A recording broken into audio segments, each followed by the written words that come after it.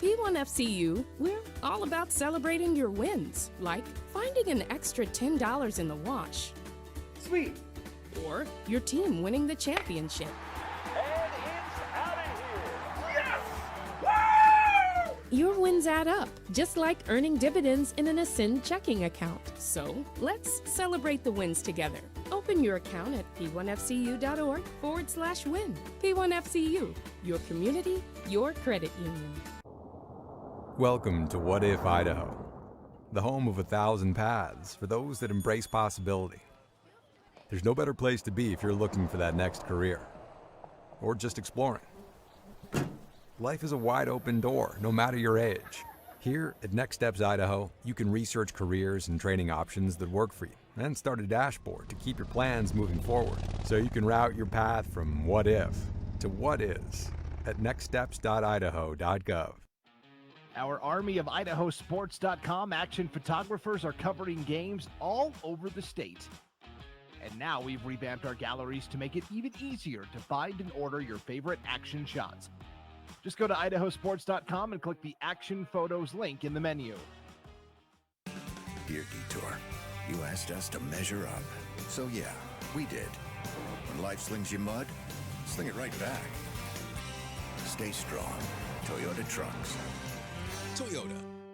Let's go places. Taking the hard path isn't always easy. It takes courage and determination to do hard things.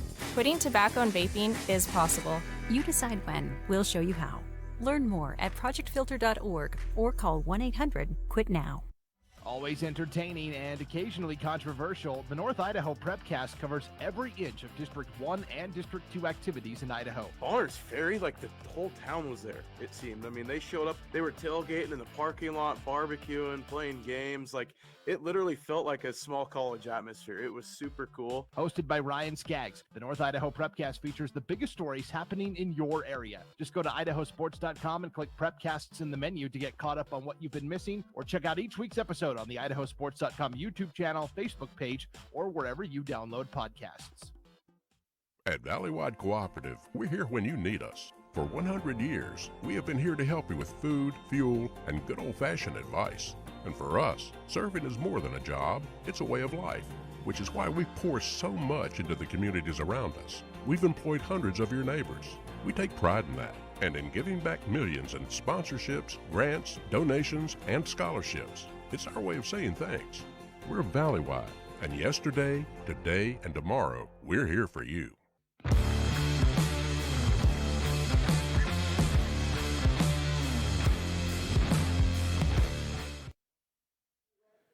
And welcome to another edition of North Idaho Game Night here on IdahoSports.com, brought to you locally by P1FCU. Additional coverage here on IdahoSports.com is presented by Project Filter, the Idaho Department of Health and Welfare, Valleywide Cooperative, Next Steps Idaho, and your local Toyota dealers, as well as the Idaho Transportation Department. Ryan Skaggs here tonight on the play-by-play, joined by my friend of the booth, Mr. Lance. I'm so excited to be doing a game with you finally up here, and we got you from down south, but Lance Taylor joining me in the booth with this one. It's going to be a fun game. We got Sugar-Salem making the long trek up north up here to Timberlake here in Spirit Lake, and going to be I should say a run-heavy, slobber knocker, black and blue type of ball game tonight. you know, the only thing we're missing, because it is natural turf, the only thing we're missing is a real rainy night where it can just get muddy and all gross out on the field. You know, like the old NFC AFC championship game from back in the day. That's the only thing we're going to be missing for this game. Get the canoes out. Yeah, and luckily we've been dodging a bullet with the weather. We've had just absolute downpours the last couple of days up here in North Idaho, and today it's sun broke out a little bit for a while, and we've got a break in the weather. We had a beautiful sunset over the mountain behind us, and we are ready for some high school football here in Spirit Lake as Sugar-Salem comes in, the defending state champ. How many in a row have they won, Lance? What is it? Well, they've played for 5 in a row. They've won 4 of those 5, but okay. they won 3, then lost in double overtime on about the 1-inch line.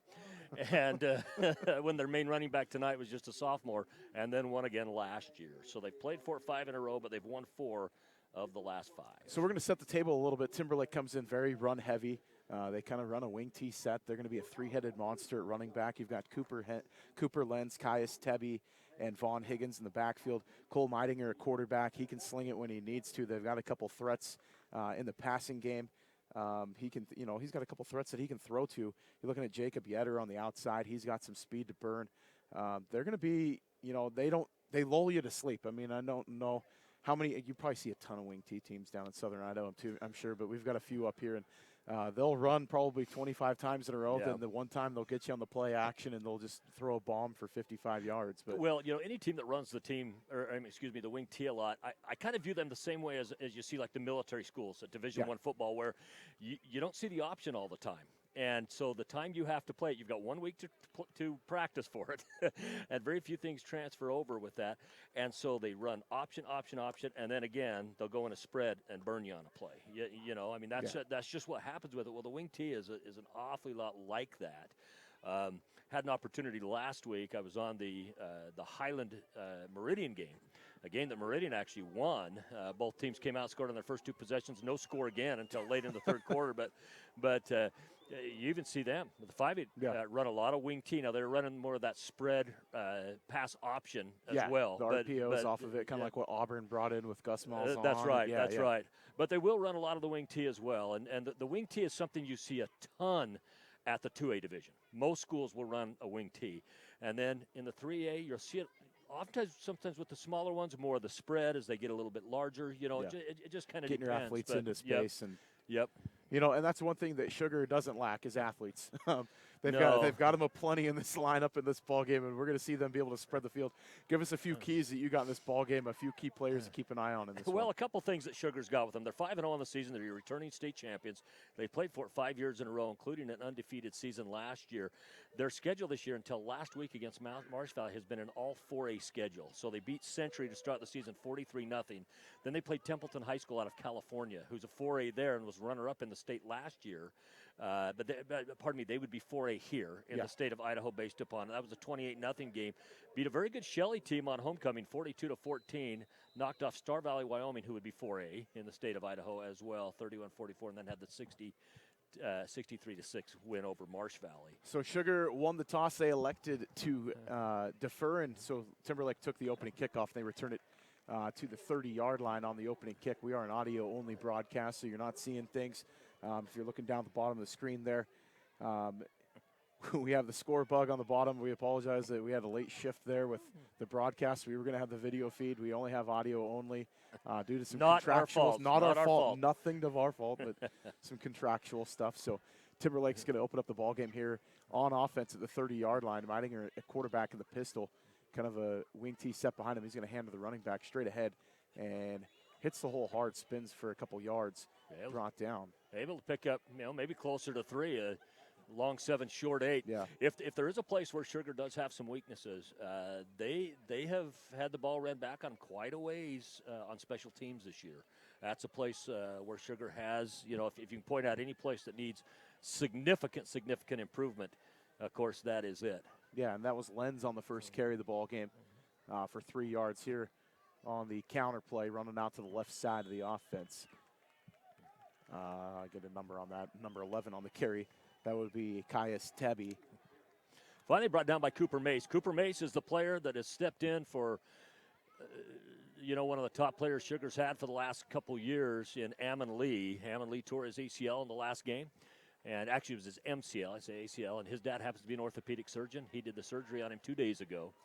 So he is not here with the team tonight. He's out for the season. So Cooper Mace, the junior, takes over there. So Meidinger drops back to pass, throws an absolute dart. He's got his man right out in the open, dodges one tackle, bursting down the right sideline, inside the 25, inside the 20, brought down at the 13-yard line.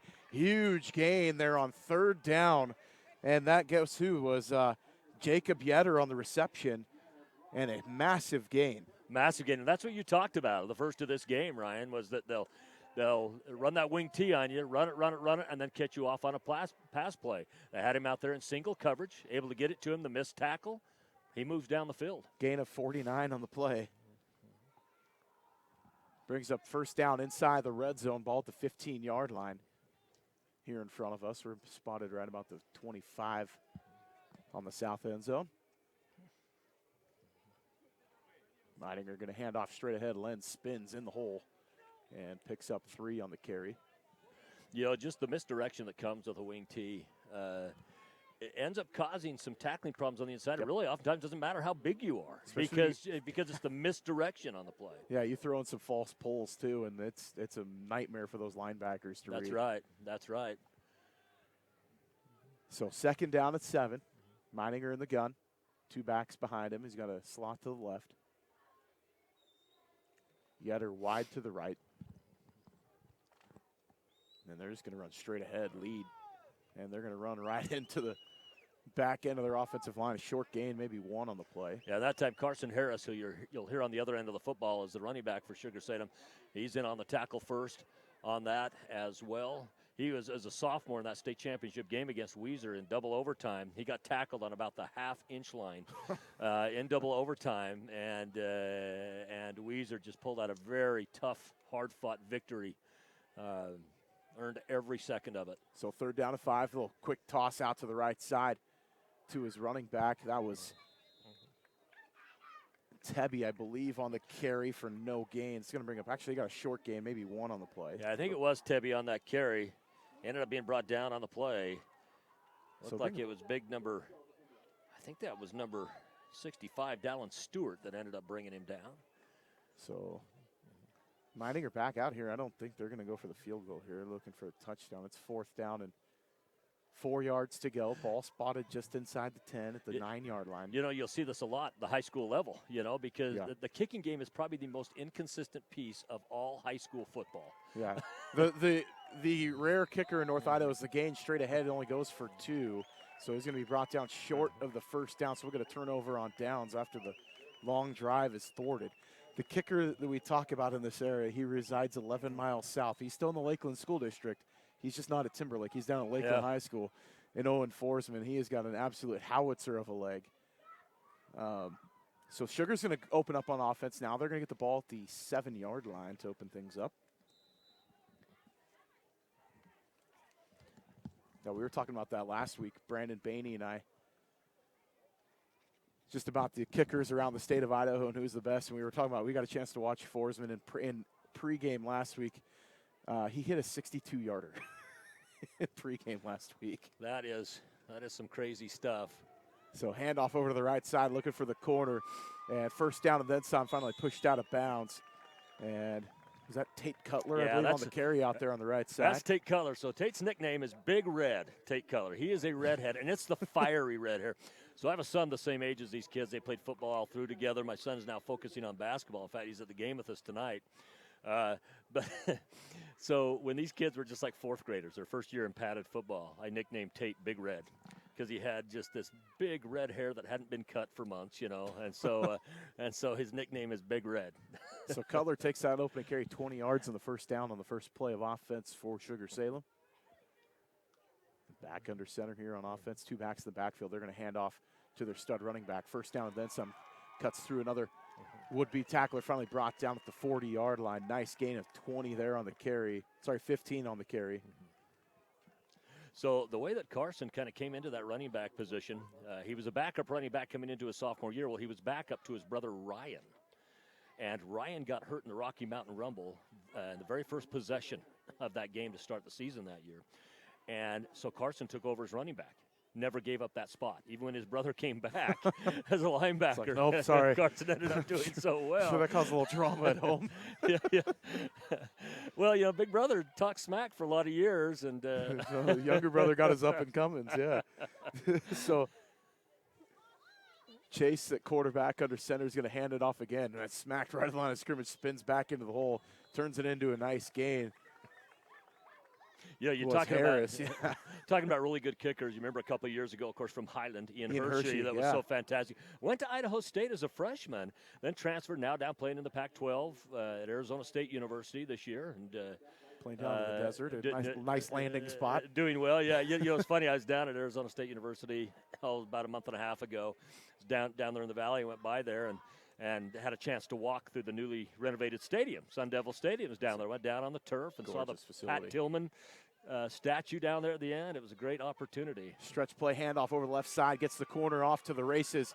He may go through one tackler. He's going to be inside the 10, down to the 5, finally knocked out of bounds inside the 5-yard line. That's Chase McAnally. And then McAnally on the carry. That was a dandy of a run. Pardon me, Dawson McAnally. His dad is Chase McAnally, sitting right in front of us. See Mama McAnally sitting there too. And Grandma and Grandpa McAnally are sitting there as well. So a huge gain on the play is going to be good for first down and goal for Sugar-Salem. They're cooking inside the 5-yard line. And so interesting enough, so Coach McAnally was coached out of Teton High School. That's Dawson's father. And Coach Richens, who coaches Sugar-Salem, his father was the coach out there at Teton at that time. So that was a gain of 56 yards on the carry. And turnaround handoff straight ahead. And into the end zone, touchdown to open the game. Sugar-Salem draws first blood.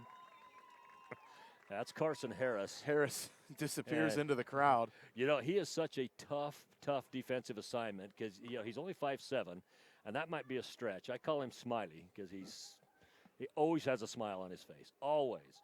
But he goes pretty close to 200 pounds. He's thick, and you know, I was even talking with somebody on the way up here that even big linemen struggle because he runs about 20 pounds heavier because when you have to drop a level to try to tackle, that's as if you're tackling something about 20, 30 pounds heavier. Yeah, no, he's a boat anchor. Let's put it that way. He kind of looks like a stump out there. He's low to the ground and he's unmovable. But point after attempt is good.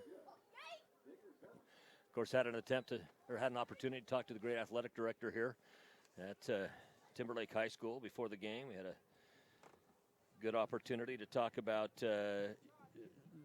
these programs, and she told me some of the scheduling challenges that they really have in this area, something that we don't have as many challenges of down in Southeast Idaho because of so many teams in a closer area, you know. Yeah. And so it allows Sugar to play larger teams, allows them to play teams their own school size as well, but she talked about some of the challenges that they have getting people to come play on your own field. Well, it's such a beautiful facility. Yeah, and you talk about this conference too. Is you lost 2 teams out of the league last year. Kellogg and Priest River went down. That's right. And so you lose both those teams. You have one conference game that comes at the very end of the year. You've got still a game coming up, and they're playing non-conference games until the last week of the season. Yeah, that's right. East Timberlake. They're playing Lakeland in 2 weeks. That's right. Well, and you take, the one bit of relief that they do get just a little bit is next year, of course, Moscow will do what Green River has done, or Wood River, Wood River, where they will come down to 3A for football, yeah. or essentially they'll be coming down to 4A for football because next year they'll be 5A because it changes. But I thought they were going to petition this year. I really did think Moscow was going to do it. They finally pulled the trigger on it for next year, but I mean, the Bears have been reeling for a few years, and they're getting better now, though. They've been playing more competitive football. They're playing tonight right now in action this evening, and I think they're playing Lewiston on IdahoSports.com. They are. And the kickoff was brought back once again to the 32-yard line. You'll notice Dawson McAnally on here doing a bunch of the kicks tonight. So Sugar's main kicker is also a soccer player, and soccer comes first for that athlete. So if there's a conflict between the two, soccer is what is played. Soccer wins. Yep. Gotcha. Yep. So you got the road game. I'm guessing they had a soccer game elsewhere tomorrow. Yep, that's right. Yeah. That's right. Yep. So Meidinger in the shotgun. Yeah, He's going to drop back to pass here. He's looking for his man down the sideline. Yetter gets him in stride. They connect and down to the 30-yard line. A huge pitch and catch on first down and a big gain. 30 yards on the play. Well, and Yetter just got out in front of Josiah Bosco, and that pass was hit in stride, as you mentioned, and just made it perfect. If you have to come back for that pass, that's going to be incomplete. So if not maybe an interception, but it was just thrown as perfect as you can get. You're 2 of 2 for 79 yards. That's a pretty good way to start the game there to open things up. Handoff over the right side. Lenz looking for a lane. Tebby was, and he gets brought down at the line of scrimmage. You know what? It was funny because last week, so my nephew's the starting quarterback at Utah State University. Well, last week they were playing James Madison. At the end of the first quarter, he was -7 yards, -8 yards. Ended up throwing 399 yards in the game, which means essentially 407 yards because he had to the other totals work against you and stuff. Had that one screen pass go way wrong. That's right. Yeah. But you'll see things like this, you know what I'm saying, where all of a sudden the guy's got 100 yards in the game. He's only got 3 passes. Quick pitch under out his to belt. the left side. Lenz is going to pick up 2 on the carry. Brings up 3rd down and about 8. We talked about on that right defensive end. That's Cooper Mays, who's actually a bit undersized for that position, but a very good player. Replaced Ammon Lee, who is out now with that ACL surgery. And Ammon Lee, just is also the leading receiver on the Sugar team as well. And it was Cooper that cut Lenz off on that and forced him to turn up to the inside. That's what you have to do to this wing T team. You got to cut off those pulling guards that are coming around, whipping around the outside. They're going to drop back to pass again. Meidinger had his man and just slipped on the turf. I mean, he was open on the cut. Yep, that was not a bad pass. It was right to the right spot, but Jacob Yetter just went down on the turf. The turf monster. Yeah, brings up 4th down.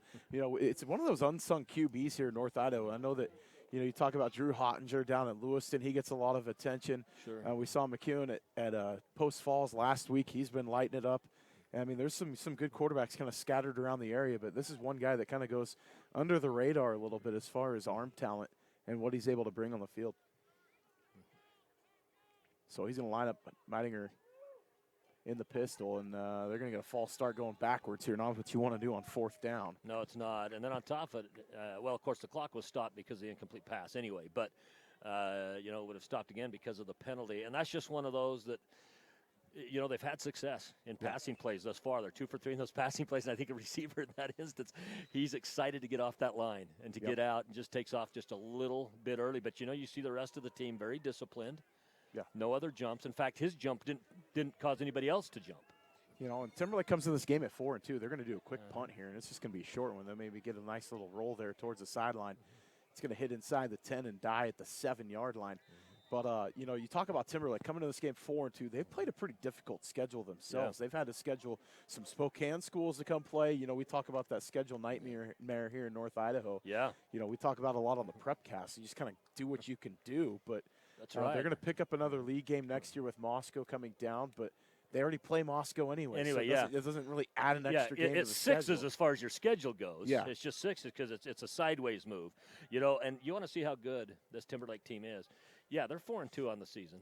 But you know what? Those 2 losses, combined total, 11 points is the loss. Yeah. And that's, you got a 6 and you got a 5. So this is a very, very good team. It's not like those losses were by 40 points. You know? They lost to a much larger school, Shadle Park from Spokane, and as they take the handoff straight up the middle of the field to Sugar, and they busted out to a clip of to the 24-yard line. Carson Harris once again. Carson Harris on the carry. Well, and this is what happens with the Carson Harris. It's 5'7", he's about 200 pounds, which is extremely stout for that.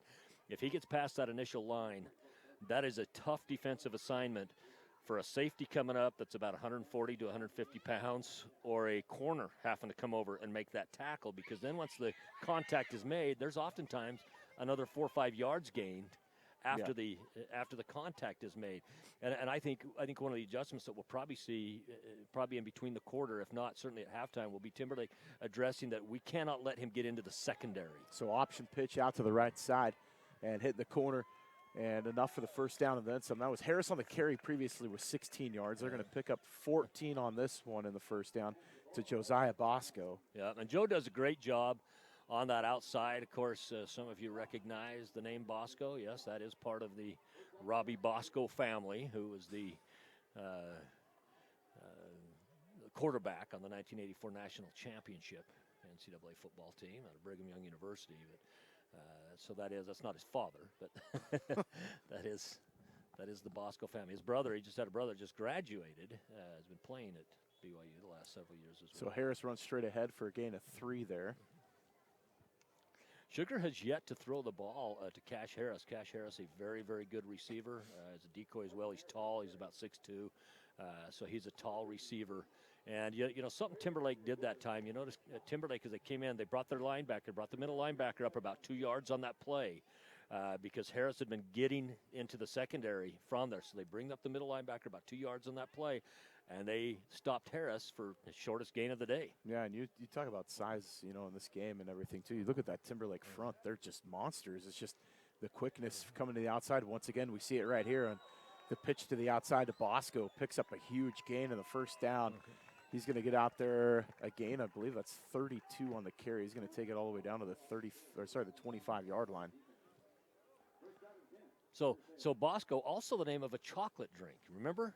Mm-hmm. Remember the old Bosco? Did you ever watch Seinfeld? Remember the Seinfeld show? Yeah, that was Ovaltine. That was George's password for his ATM card. They didn't want to give anybody. And they gave it up at the end of the show. It ended up being Bosco. That was. That's right. Yeah, Ovaltine. Why do they call it Ovaltine? Well, it's round. Yeah, comes in a round glass. So handoff over to the right side, nothing doing. Swarmed under and brought down right at the line of scrimmage. No gain there. Down the play was Cutler on the carry. Big Red take Cutler. That's only the second play from scrimmage that Sugar has had, and they're both in this possession that have not gone for a first down. That's a pretty good average there. You're looking at the passing attack from Timberlake and then the first down to play ratio from Sugar-Salem. You got to give Carson Harris a break every now and then.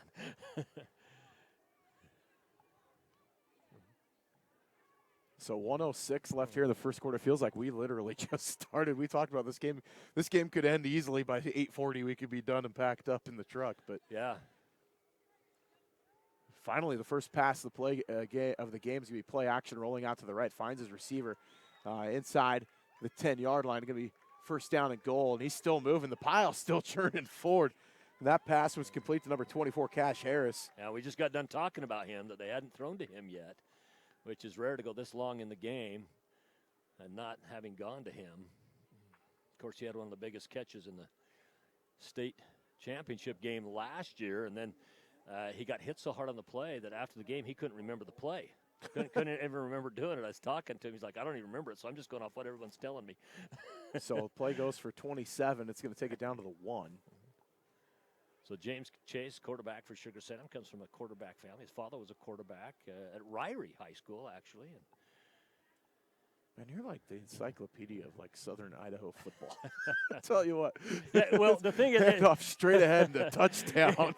It's not just Sugar. I mean, it happens to be that everybody though. That I know these kids, but I'm kind of a stat junkie when it comes to a lot of things around the state. But and I believe that handoff to him went straight ahead, and that was number 44, Carson Harris on the carry and the touchdown. You know, I'll tell you, this Timberlake group has always been a group of athletes, no matter what the year has been, that I've always been impressed with. You know, I covered the 3A state basketball tournament as well for Idaho Sports, had them numerous times. They're always just a class bunch of athletes every time you come in. This facility is second to none. Yeah. No, it's for a 3A school. For a 3A school. That's a great facility. And in fact, I'd put this up against any 4A or 5A schools stadium, with the exception of maybe Sandpoint, because of obviously they've got that over that Memorial Field, or the Pocatello schools when they were playing in the dome. Coeur d'Alene's pretty great, pretty good too. But yeah, but I've got to tell you, the new Iron Horse Stadium at Highland High School, unbelievable.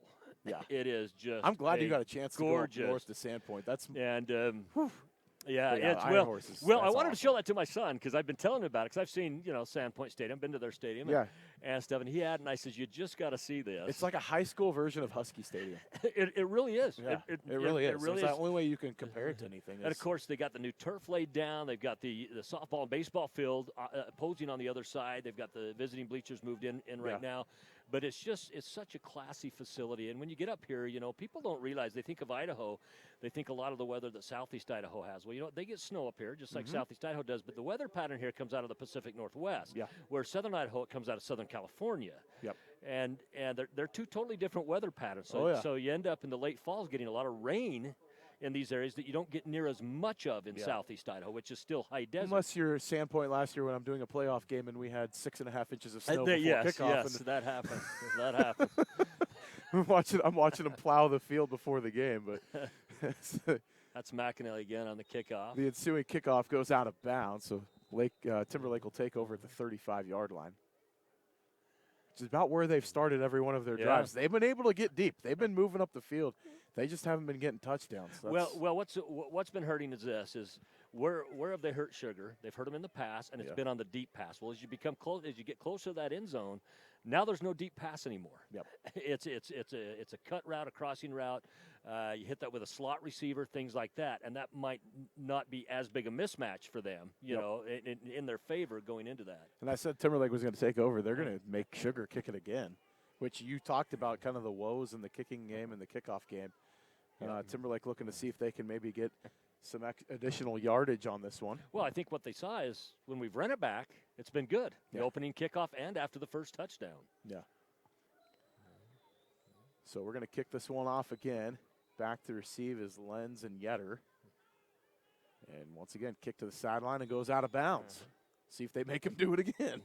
Well, and, you know, you look at it again, and Sugar, and again, we talked about this, their main kicker is out of the game. That's Gordon Peterson. He's a soccer player. And their backup kicker, Porter Tykert, who's also a soccer player, out of the game because soccer is their first sport. And because they had a conflict this weekend with that, that's what they're playing. Yeah. And so you got to look at some backup alternatives in that scenario. And they're going to back him up again. Just find one of them hog mollies and have him put a big old fat toe into it. Toe punch it. That's Let's right. go. So 10 seconds left here in the first quarter. Such a beautiful night up here in Spirit Lake. Gorgeous. You can see still some of the, just a little bit of the lit sky. Yeah, the across skyline here is mountains. just second to none here, and Lakeland are two of my favorite places to do games, that's for sure. See, I've always been jealous of you, Ryan, being up here in this Sandpoint, country. too, is Bonner's Ferry's great, as well as Yetter takes the kick, and he gets it to the 39, and he's absolutely drilled into the turf. That time, it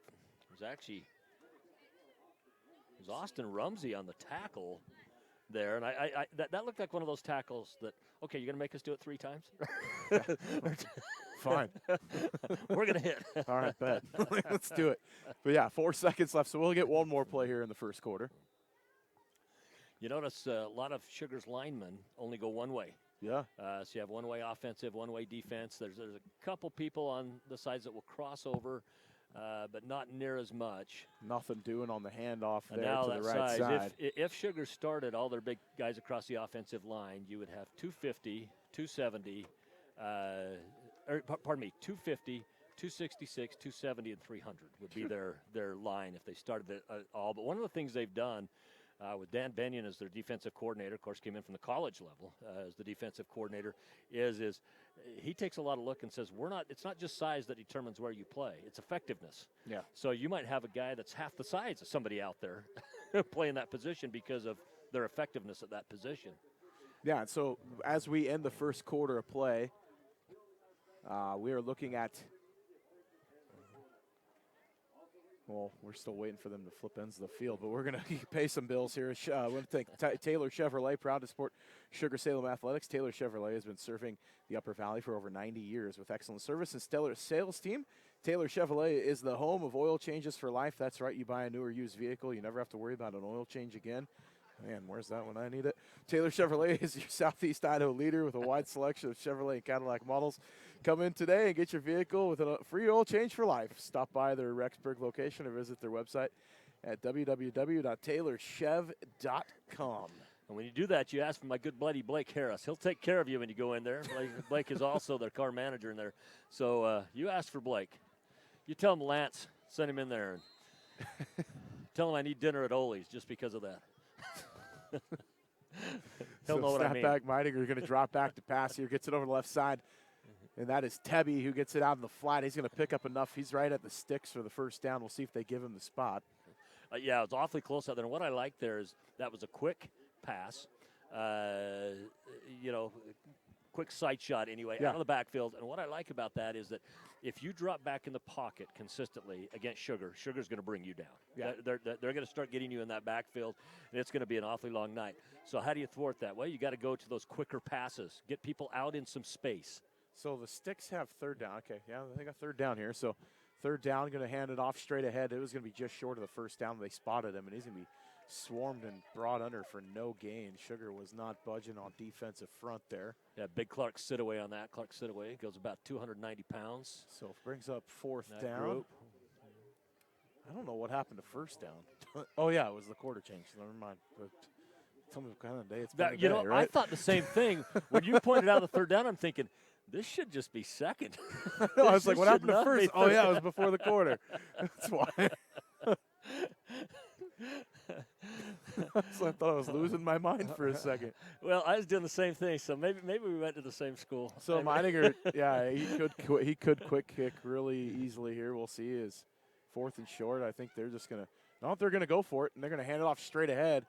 And they I think he got it. Plunged to the 50 and got the first down. That is a gutsy play call this early in the ball game, but you kind of want to stop the bleeding there. So first down, I 10. think part of it is you look and you say, listen, we're down 2 touchdowns right now.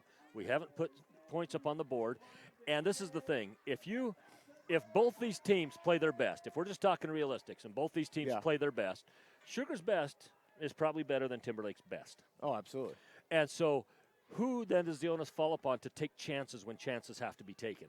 It's going to be Timberlake in this game. And that's not saying Timberlake's not good. Timberlake's a great team. I'm just saying if you go on paper and you say if both teams play their best, this is how a game plays out. Well, so you're going to have to take some chances in some spots. So Lenz dances in the hole, picks up 2 on first down, so to bring up 2nd and 8. 9:59 and counting here in the first half. I think that last first down. I think that was the first down off of a run. Yes, that we've correct. seen. You are correct. Everything else was off of a pass. So tight end getting in the mix here, stretched out wide to the left is Nate Dykeman. He's a 6'6" target out there.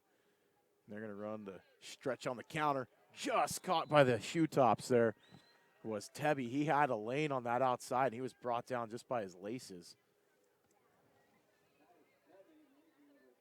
Pickup of, we'll give him 3 on the carry. And that was actually Carson Harris, Sammy Gonzalez that got in there on the ankle tackle on that. And I'll tell you what, had he not have got that tackle, I think we look at that situation and Tebby goes another 15, 20 yards before someone has a shot at him. Even a shot, let alone tackle him. Absolutely.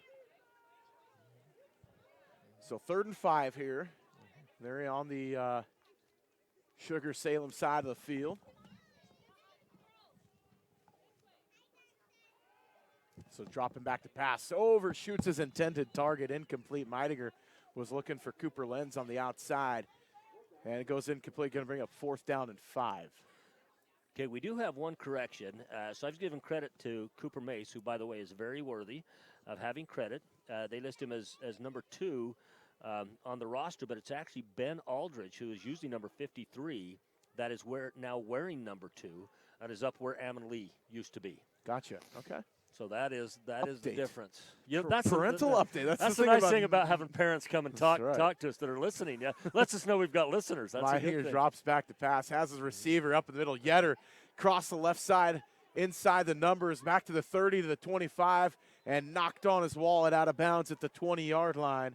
Big gain there on 4th down, pays off. Well, and this is a chance you take, and Yetter's too good of a receiver to do this against. Bosco bit on the pass itself, and he tried to jump that passing route, and this is the risk you take. If that works out, great, you might have an interception. But if it doesn't, you're going to give up some yards on that play, and that's exactly what happened. Meidinger just went over 100 yards passing the ball game on 3 passes. So he's going to turn it hand It's actually off. 4 passes now because he had the little route out. Yeah, so had the route out. They tried to stretch it with Tebby over here to the near side. And brought down for no gain. We're going to get a timeout on the field, which gives us a chance to thank another one of our sponsors. Harold Harris Construction, since 1963, has been family-owned and operated construction business serving all of southeast Idaho and western Wyoming. Harold Harris Construction proudly supports Sugar-Salem Athletics and wishes the boys good luck in tonight's ball game. And go Diggers from Harold Harris Construction. Assuming you know him too. Oh yeah, well Harold, very great guy, passed away a couple, it's been less than a year ago. Both him and his wife passed away. Big staple in that community, went by Ole, has a restaurant there named after him in Sugar. And in fact, the Blake Harris, who we were talking about, I said you asked for him to go into Taylor Chevrolet. Well, that happens to be Harold Harris's grandson. Gotcha. And so that's kind of how that all plays out. There's about 5 Harris family groups down in the Sugar area that are not related to each other, just happen to have a common last name. That group happens to be related to each other. Just a reminder that was given to me, something we need to bring up is we'd been texted by Ryan Bingham's mother earlier today, and she said this team has chose to dedicate this game to their teammate Ammon Lee, who of course went down with that MCL tear. And just as I say that, good thing we got a name adjustment on this roster, so we can give credit to the right guy. Ben Aldrich hits him for a loss in the backfield. Was that a sack or was that a tackle for loss? Yeah, it was tackle for loss. I was not paying attention. Tackle for loss in the backfield. I was trying to change the quarter, the splash screen, and looked down for 1 second thinking I had enough time, and nope. Yeah, they've all chose to dedicate this to Ammon, their teammate that's just been there through thick and thin, all through high school, and high school career unfortunately came to an end with an injury at Marsh Valley last week. I know how that goes. As going down the sideline, tiptoe interception on the near sideline. Meininger was looking for Yetter, coming back the other way. Or the Diggers are going to be finally tackled at about the, I think we'll give it the 30-yard line. Sorry, it's a weird angle from over here. So close to 30, about the 29-yard line is where Sugar-Salem's going to set up on offense. So that was Abe Baldwin on the interception there. Abe, of course, comes from a big athletic family. His father played college basketball. His uncle, again, and he's first cousins with Ammon Lee that is out. And so his uncle Jared, of course, one of the top players to ever play for Brigham Young University. That's not me saying that. That was voted on for a poll that they had. It is raining here, and I just want you guys to know that interception didn't fully fall on Meininger. As he went to throw that pass, you saw his foot slip back on that wet turf, or on that wet grass, and it took a little bit off the pass. So Harris goes straight ahead, picks up 10 in the first down. So it definitely wasn't as a result of a bad pass. No, that was just, I mean, good defense, too. They undercut the route and played it really well.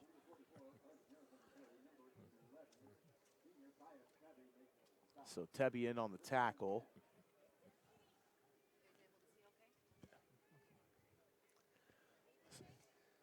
Once again, Athletic Director Katie Walton, been so good to us here at Idaho Sports and letting us come up here. And she's the Athletic Director of a great school and a great facility here.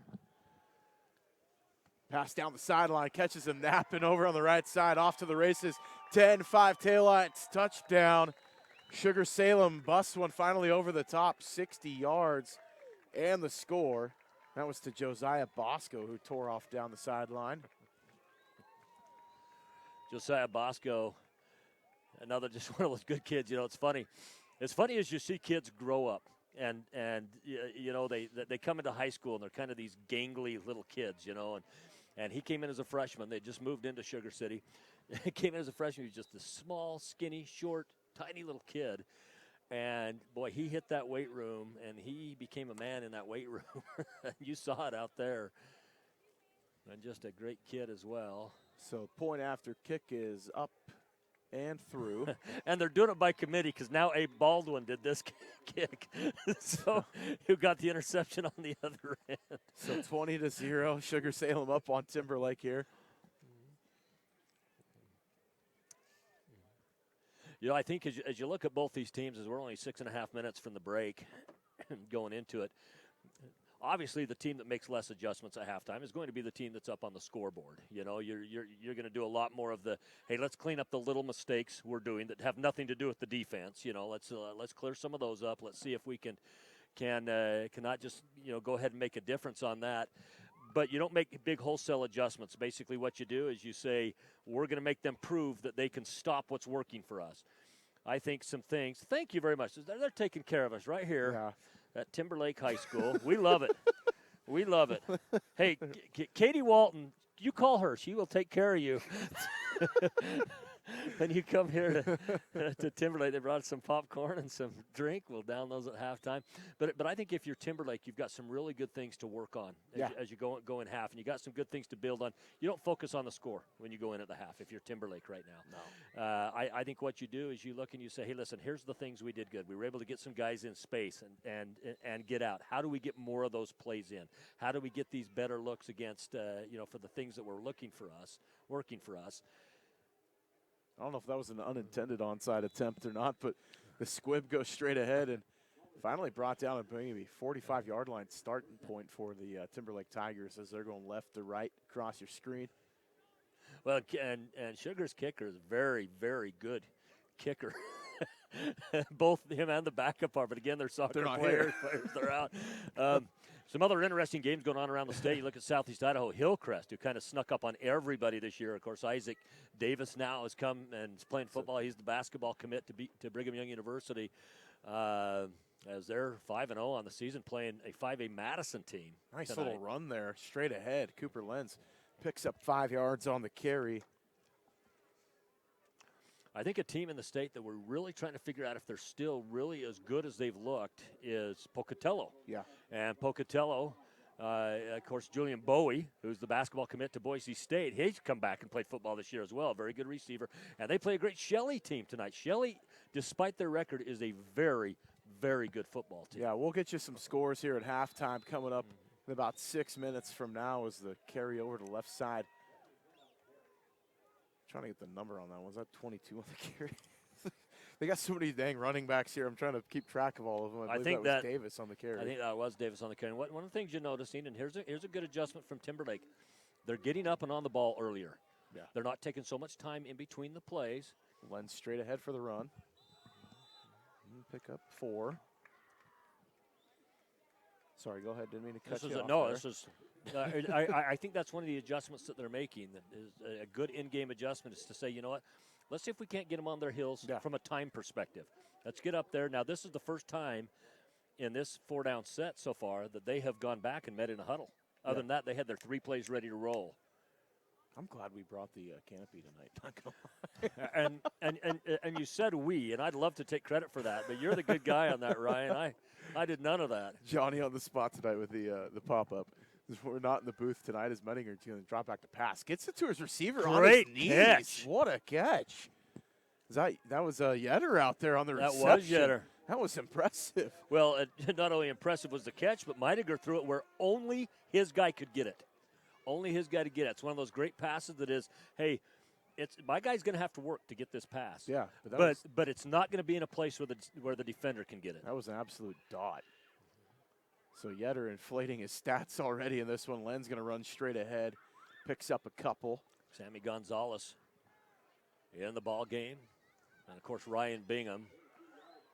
So 2 yards on the carry. He's going to bring up 2nd down and 8.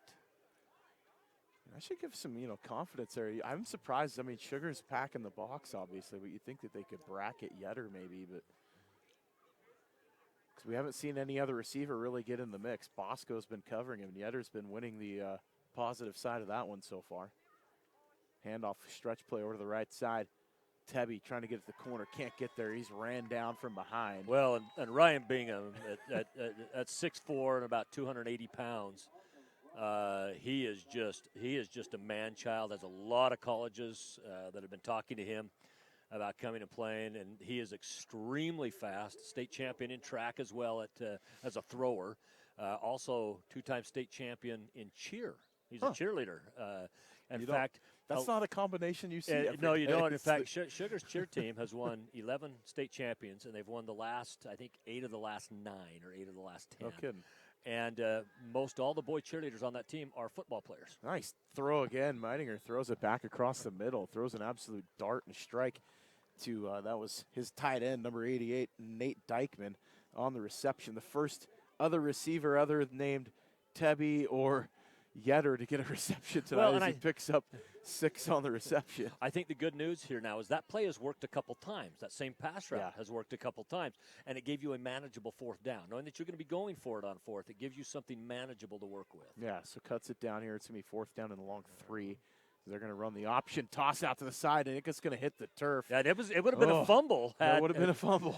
Even if he got the pitch out there, I still think he's tackled right at the line of scrimmage. But if Tebby doesn't reach back and grab that, and it seemed like just for a slight sec, he might have maybe forgot that would have been a fumble. Then all of a sudden he grabs that like, criminy, this is a I mean, there's going to be a turnover either way, and it would have been about the same spot. But if he doesn't grab it, that can be picked up and ran back as opposed to the turnover on downs. And it's a 20-0 ball game right now. It doesn't feel like a 20-0 game. I mean, it's been offensively, Timberlake's been able to move the ball.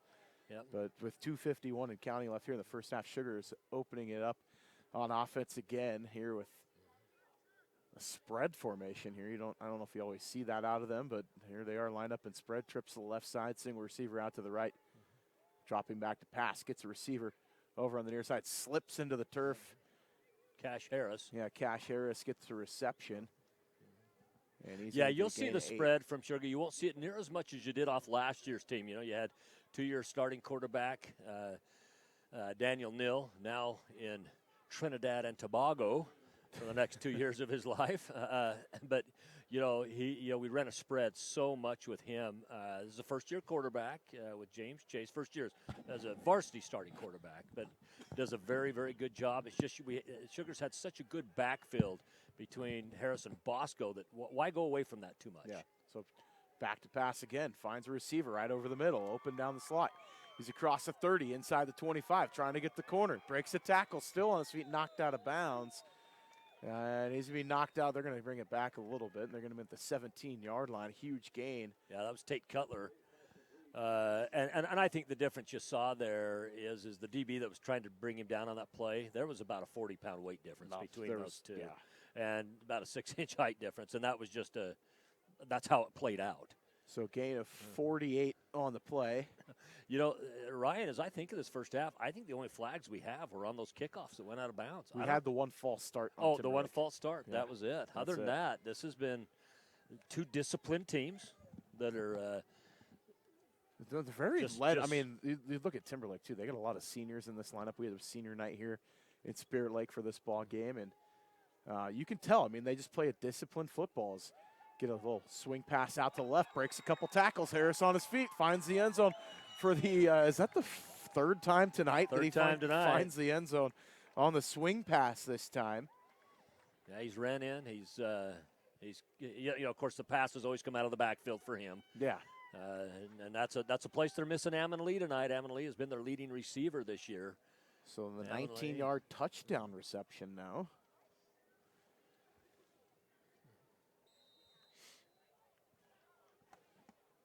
Abe Baldwin back on to kick again. Not one of their normal kickers as they're doing it by committee tonight. Heck, we might see one of the linemen out there.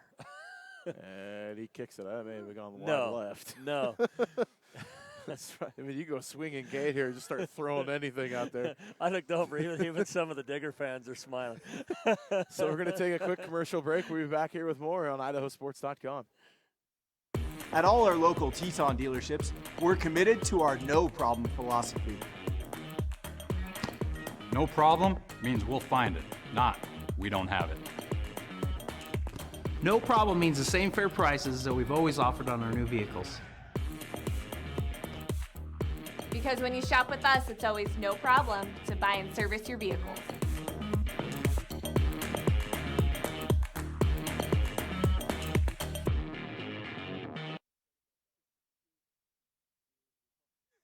And we're back here on North Idaho Game Night here on IdahoSports.com.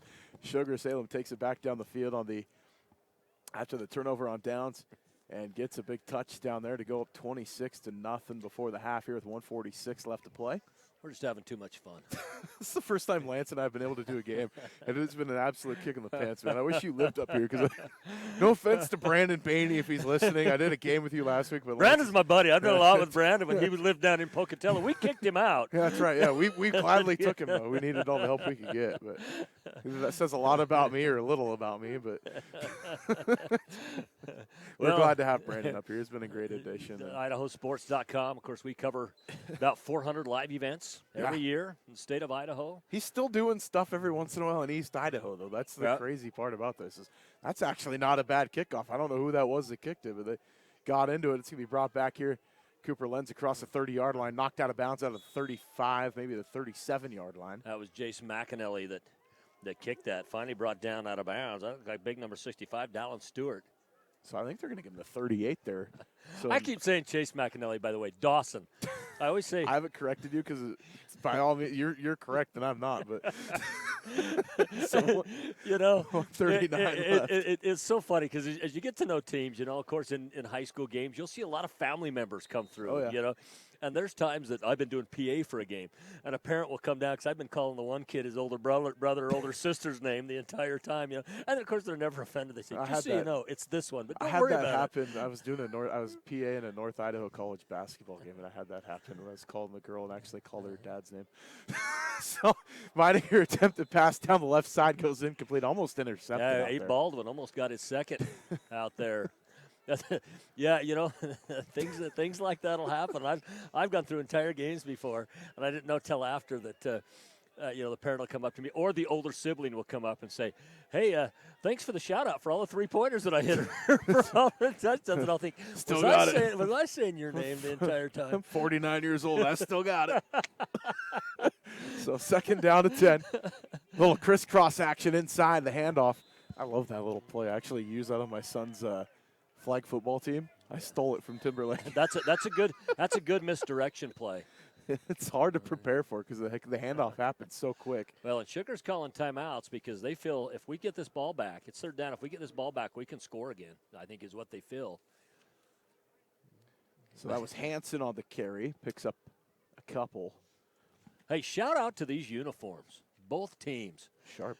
Good-looking uniforms, and you can actually read the numbers. So I did a game earlier Not this year. Coeur d'Alene, holy cow. We were doing the Rocky Mountain Rumble earlier this year, held at Madison High School. That's where they bring teams in. Yeah. It's primarily Utah teams against Idaho, but they brought Templeton out of California. They brought Raymond, Alberta, Canada down and stuff. Well, Desert Hills, the reigning 4A state champions in the state of Idaho, which would be they'd be a big 5A here in the state in the state of Utah. They're a 4A. Reigning state champions. They come and they wore white jerseys with light gold numbers. We could not read those from the booth. Even the officials said we had a hard time figuring them out on the field. has white with silver numbers. I'm joking. It's just like, what are you doing? Meininger drops back to pass, intended for his receiver. He was looking for the tight end across the middle, knocked down incomplete. Good coverage there. And they actually did right there. We saw they bracketed Yetter on that one. They finally listened to me, but they did. I'm trying to give away any secrets here, but that's the 15 years of football coach in me coming out. That's right. Hey, I'll tell you what, though. The jerseys that can't be read, I'm not for government intervention for everything, but that's something that needs a law on it. Dang it. You need to crack IHSA where he out on a crack down so we can read it for our sakes. Good grief. Yeah. I did that Coeur d'Alene game when they played Sandpoint at Sandpoint in the lights, and they had the white roads with the silver numbers, and it was just – I'm like, you're good. Your guess is as good as mine on the tackle. Like, this punt goes out of bounds here to the right, but you know what? You're right, Ryan, because and it's funny, things you run into in high school games you don't run into in college games and things like that is, well, for example, the jersey difference where I had Cooper Mace down here, it showed it on here, but it was actually Ben Aldridge that was there. There's times that we'll see someone make a great tackle, and you look down, the number's not even on the roster. Yeah, no, that was last week. We had a kid that was playing. So Lakeland's so banged up, they were to their 4th string running back at one point. So they had a kid playing, and he was playing his tail off the whole first half. He had 6 tackles. We had no idea who it was. You're yelling out the window to the fans. Hey, does anybody know who this kid is? So screen pass over to the right side. Nice tackle to break that up. That was a great job over there on the right flat. Textbook tackle. Yeah, but we'll give the young man some credit. That was number 36, Caden Knight, on the tackle, the junior. Sugar just goes right back to the line. They know their plays in this set. So dropping back to pass again, finds his receiver and incomplete. Yeah, very rare. And what a great show of sportsmanship there is number 21, Kason Williams. Reaches his hand over and helps Cash Harris up to his feet. And those are the kind of kids you're getting here. And you're getting them on both of these teams. But these are teams that are competitive. Here they are, both with good records, both competitive, and yet they're not too cool or not too proud to help somebody up. We talked about this matchup during the prepcast this week about for Timberlake, the meaning that it's one of those games. It's like a litmus test. You get to see kind of where you're at, testing the waters a little bit. There's not much to lose in this one, really, because you're. In the rankings, you're going to lose to maybe the eventual state champion. I mean, it's okay, big whoop, but what it can mean for your team is that that you stood toe-to-toe with this team. Yeah. You're able to actually have a pretty efficient offense, just not able to find the end zone. But you look at what you're able to do with this, and then you can go back to the rest of the season and point back to we played Sugar. We know that anybody we're going to face in the playoffs in the first or second round, we've already stood toe-to-toe with, we know who's on top. There's a lot to gain from this game, even if in a win or a loss. I think there's, too, and I think we saw it with Bonners Ferry last year. We had that really good regular season, and I think as playoffs got on, they realized, okay, we're not where the top 4 or 5 are yet. Yeah. But we're better than we were before. That was great coverage over there. The intended pass out there, he was looking for his receiver and broken up by number 21. That was Alan Simmons out there. Well, same player we just gave credit to. He had the great defensive breakup on the last play with Cash Harris. Job. So that brings up 4th down. I think the first 4th down of the game for Sugar. Yeah, and McAnally, who is the regular punter, by the way, he drops back to punt. He's just not the regular kicker, but he is the regular punter. So 2 back to receive. I think we've got Lenz and Getter back there for the Tigers. 37 seconds left here in the first half.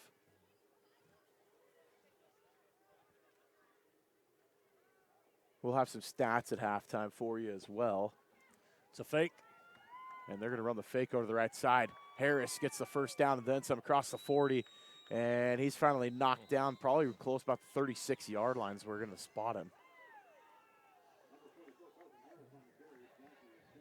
So from the 39 on one side, you go to the positive 36. And then just downing it. So he spiked it just to save the save the series, save the time, but wasted down.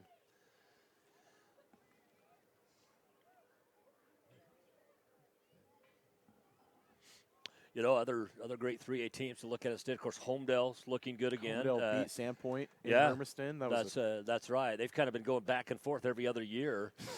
Straight flows in those games. Yeah, very very good team as well. In fact, there's 3 undefeated teams in that conference. Weiser is currently undefeated. So is McCall-Donley, and so they've got those 3. Now this weekend will end that. Yeah, the Vandals down there, they've been looking pretty good, but pass over to the tight end across the middle is going to be complete pickup of 16 in the first down. Yeah, and that's McAnally again with 14 seconds on the clock. They're going to spike it again. They're going to wait for the ball to get set. Had to wait for a couple of the defenders to get down. You know, and the plays they're running right now, when you have situations like this, these are things that are decided in practice. They're not decided right now during the game. These were decided in practice that this is what we do in this scenario. So 10 seconds left here. It's going to be second down at 10. Ball spotted inside the 20. They're in the red zone at the 18-yard line. I don't know why they're saying this at the 36, but okay. Looking over the scoreboard, I'm like, no, that ain't correct. Well, this series has been moving pretty quick, so maybe they're just trying to catch up, you know. So coming up in the half, we'll have some stats for you from some scores from around the state of Idaho as well. Pay some bills with some sponsors as well. We've got some reads out our ears to do. Some really good games from around the state. It's a big weekend of football in the state of Idaho. Well, because for a lot, it's opening conference play. And we talked about it this week up here up north. There's in 8-man football, it's playoff seeding is being determined already in 8-man up here. And so you've got big games. You've got Logos playing at Potlatch. You got Kamei taking on Prairie tonight. So those are 2 huge games we'll get you score updates on. Get you a score update from down in Lewiston as they're taking on Moscow. Folks, if you have never seen 8-man football, it is a kick in the pants. You are missing. It is not uncommon to see games 70s, 80s, even hundreds. I've seen games, that have gone in the low hundreds and 90s. It's just fun football. When you consider you take 6 total men off the field, it's a big difference. So dropping back to pass. Got a man wide open in the end zone. Touchdown. Tate Cutler. Tate Cutler on the reception. The pitch and catch from 18 yards out.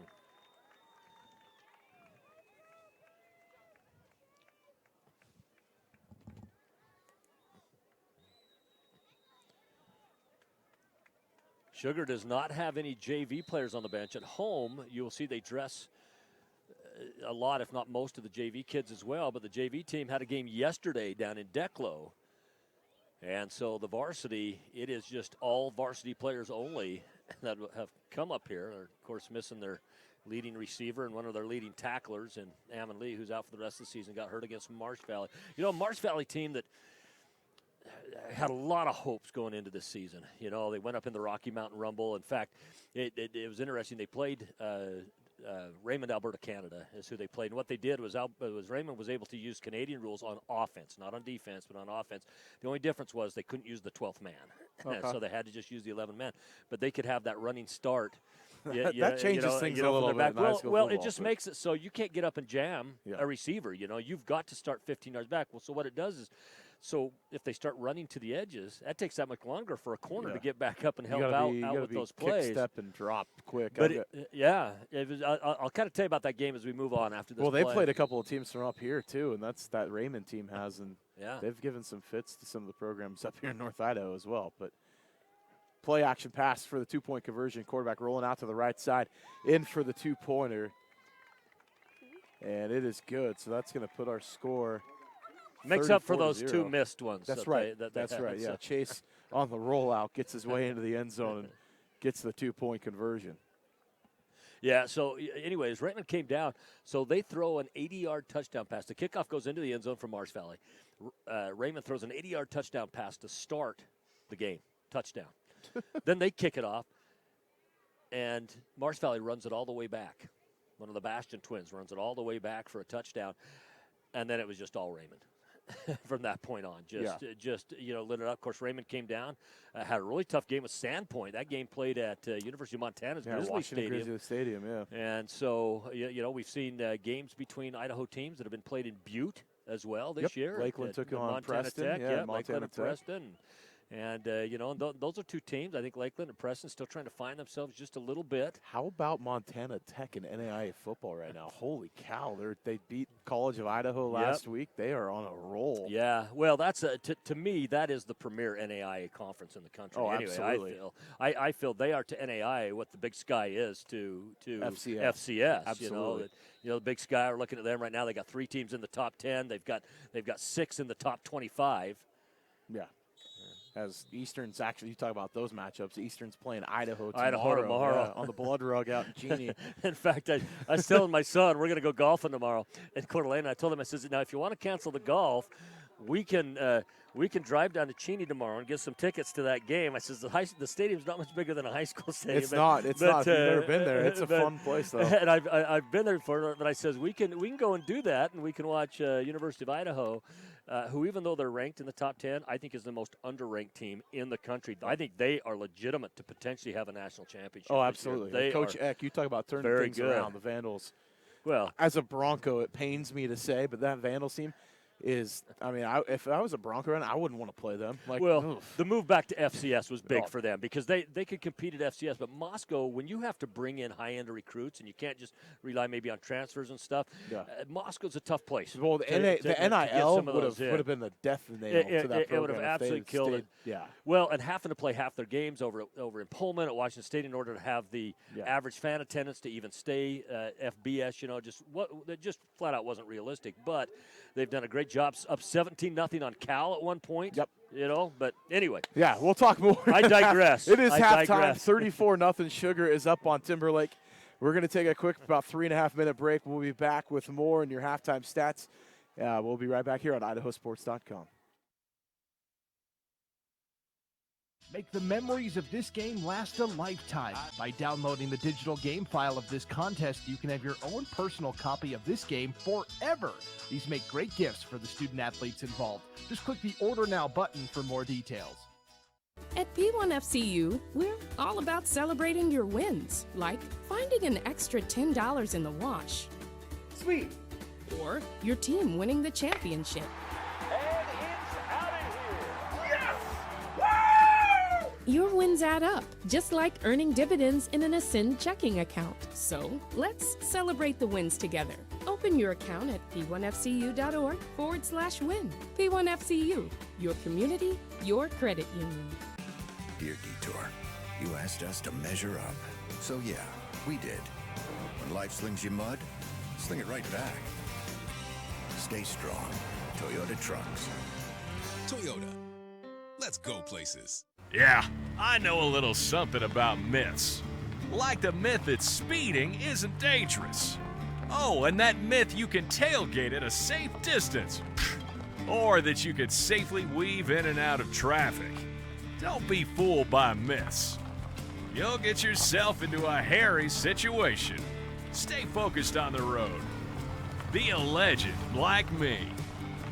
Have you heard the one about Charlie over in Pay Lake?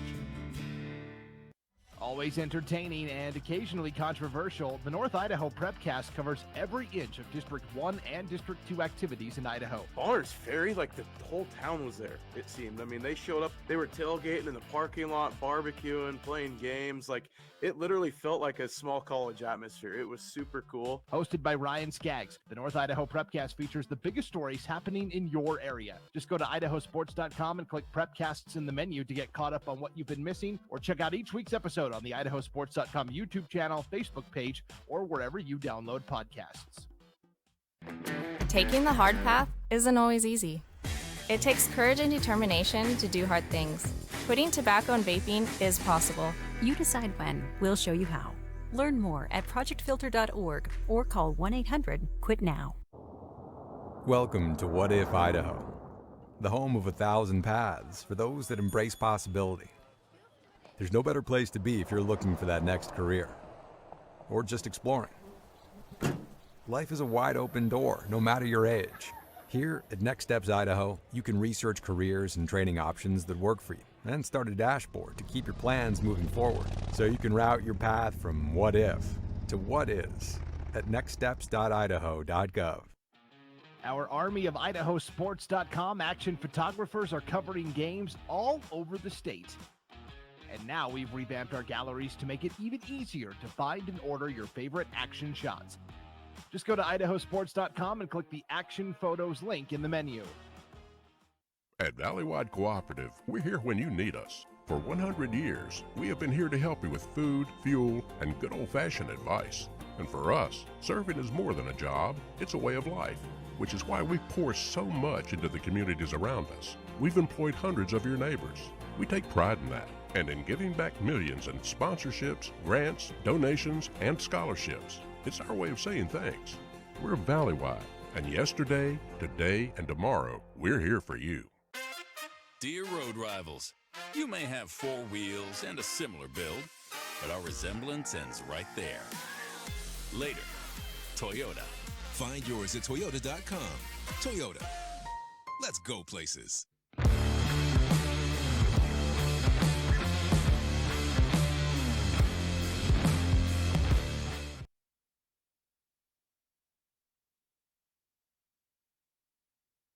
I'm Matt from Salt Lake City. Last year, while climbing in the Tetons, I fell nearly 600 feet. My hip bone was broken and exposed. I could see my quad muscles, and I had lacerated my liver. And I knew right away that blood was filling my abdomen. After a 3-hour rescue operation, I was airlifted to Ermax Trauma Center. I was rushed into surgery. Then their amazing team worked with me for weeks of rehab. Thanks to their incredible care, I've made a full recovery and am back to doing the things I love. And that's why I say, take me to Ermac.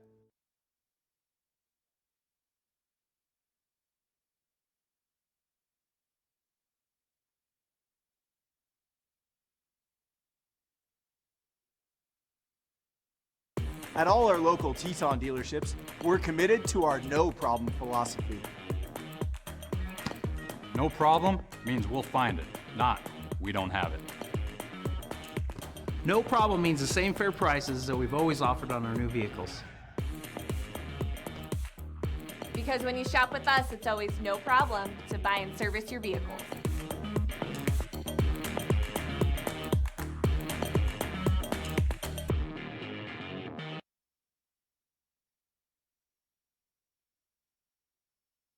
And we're back here at halftime here on IdahoSports.com. And, man, it's been all Sugar-Salem in the first half, 34-0 up on Timberlake at the halftime. This is brought to you by Next Steps Idaho, the halftime show. Thinking what's next for your career or education? Next Steps Idaho can help you get closer to the life you want to lead. And, you know, we're going to break down some stats. We got some scores going around from the state of Idaho as well. Just an update from down the road in Lewiston down Highway 95. They're up 34-7 at the half over Moscow. That's a 5A, 4A game, which next year will be a 5A, 3A. Well, it'll still be 5A, 4A. It'll be 6A, 4A. Lewiston's going down the classification. Lewiston's going down, so it'll still be, yeah. Moscow's just dodging Lewiston next year. No, that's I'm going to stir the pot. That's tougher than trying to figure out any stat that we can give you here at the ballgame. So I do have some halftime stats for you in the ballgame. For Timberlake, Cooper Lenz rushing, 7 carries, 20 yards, 5 carries, 14 yards from Caius Tebby. Just 1 carry for 3 yards from senior running back Vaughn Higgins. Meininger has -5. You look in the passing game, though, Yetter's been all over the place. He's got 4 receptions for 113 yards. A couple receptions from other receivers as well. So Meininger in passing is 4 of 6 for 128 in the ball game, but with an interception. Offensive, the rushing game is lacking a little bit. Usually that's the strong suit for Timberlake. That's kind of why we're seeing drives stall inside the red zone, especially inside the 25-yard line. Well, because you lose the depth now. Yeah. To throw a long pass, you lose that depth, and so now speed doesn't play near as much of a factor as far as being able to get a receiver out in distance, out in space. I'll give Meininger this, though, man. He throws an accurate football. Holy He is cow. extremely accurate. In fact, looking at him, watching him throw it, I would think against most teams, I don't think he could necessarily do this against Sugar on a consistent basis because the pocket would start to break down against Sugar because of their size. But against most teams, I think this group could run a spread. Absolutely. I think they could run a spread because if his line can give him time in the pocket, he is extremely accurate. And we've seen him throw some today. I mean, there was only one that was off, and that was the interception. But that wasn't off because of a bad pass. That was off because his foot just slipped out from under him as he went to throw that. Plant foot. Yeah, his plant foot because it had started to rain.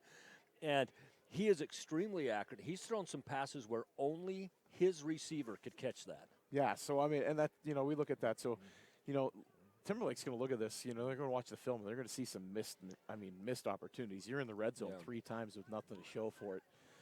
But, that's props to Sugar-Salem for showing up on the defensive side of the ball, too, and bend but don't break. But they're able to capitalize on offense as we go through the stats for the Diggers. You look at Harris as running back. He's got 8 carries, 82 yards, 2 scores on the ground. In the receiving game, he's got 2 receptions for 21 yards and a touchdown in the air in the ball game so far. So 3 scores from Harris in the ball game. You look at also other receiving stats out there. Bosco, 1 reception, 60 yards and a score. Cutler's got 2 receptions for 66 yards and a touchdown. So, they're able to spread it around a little bit.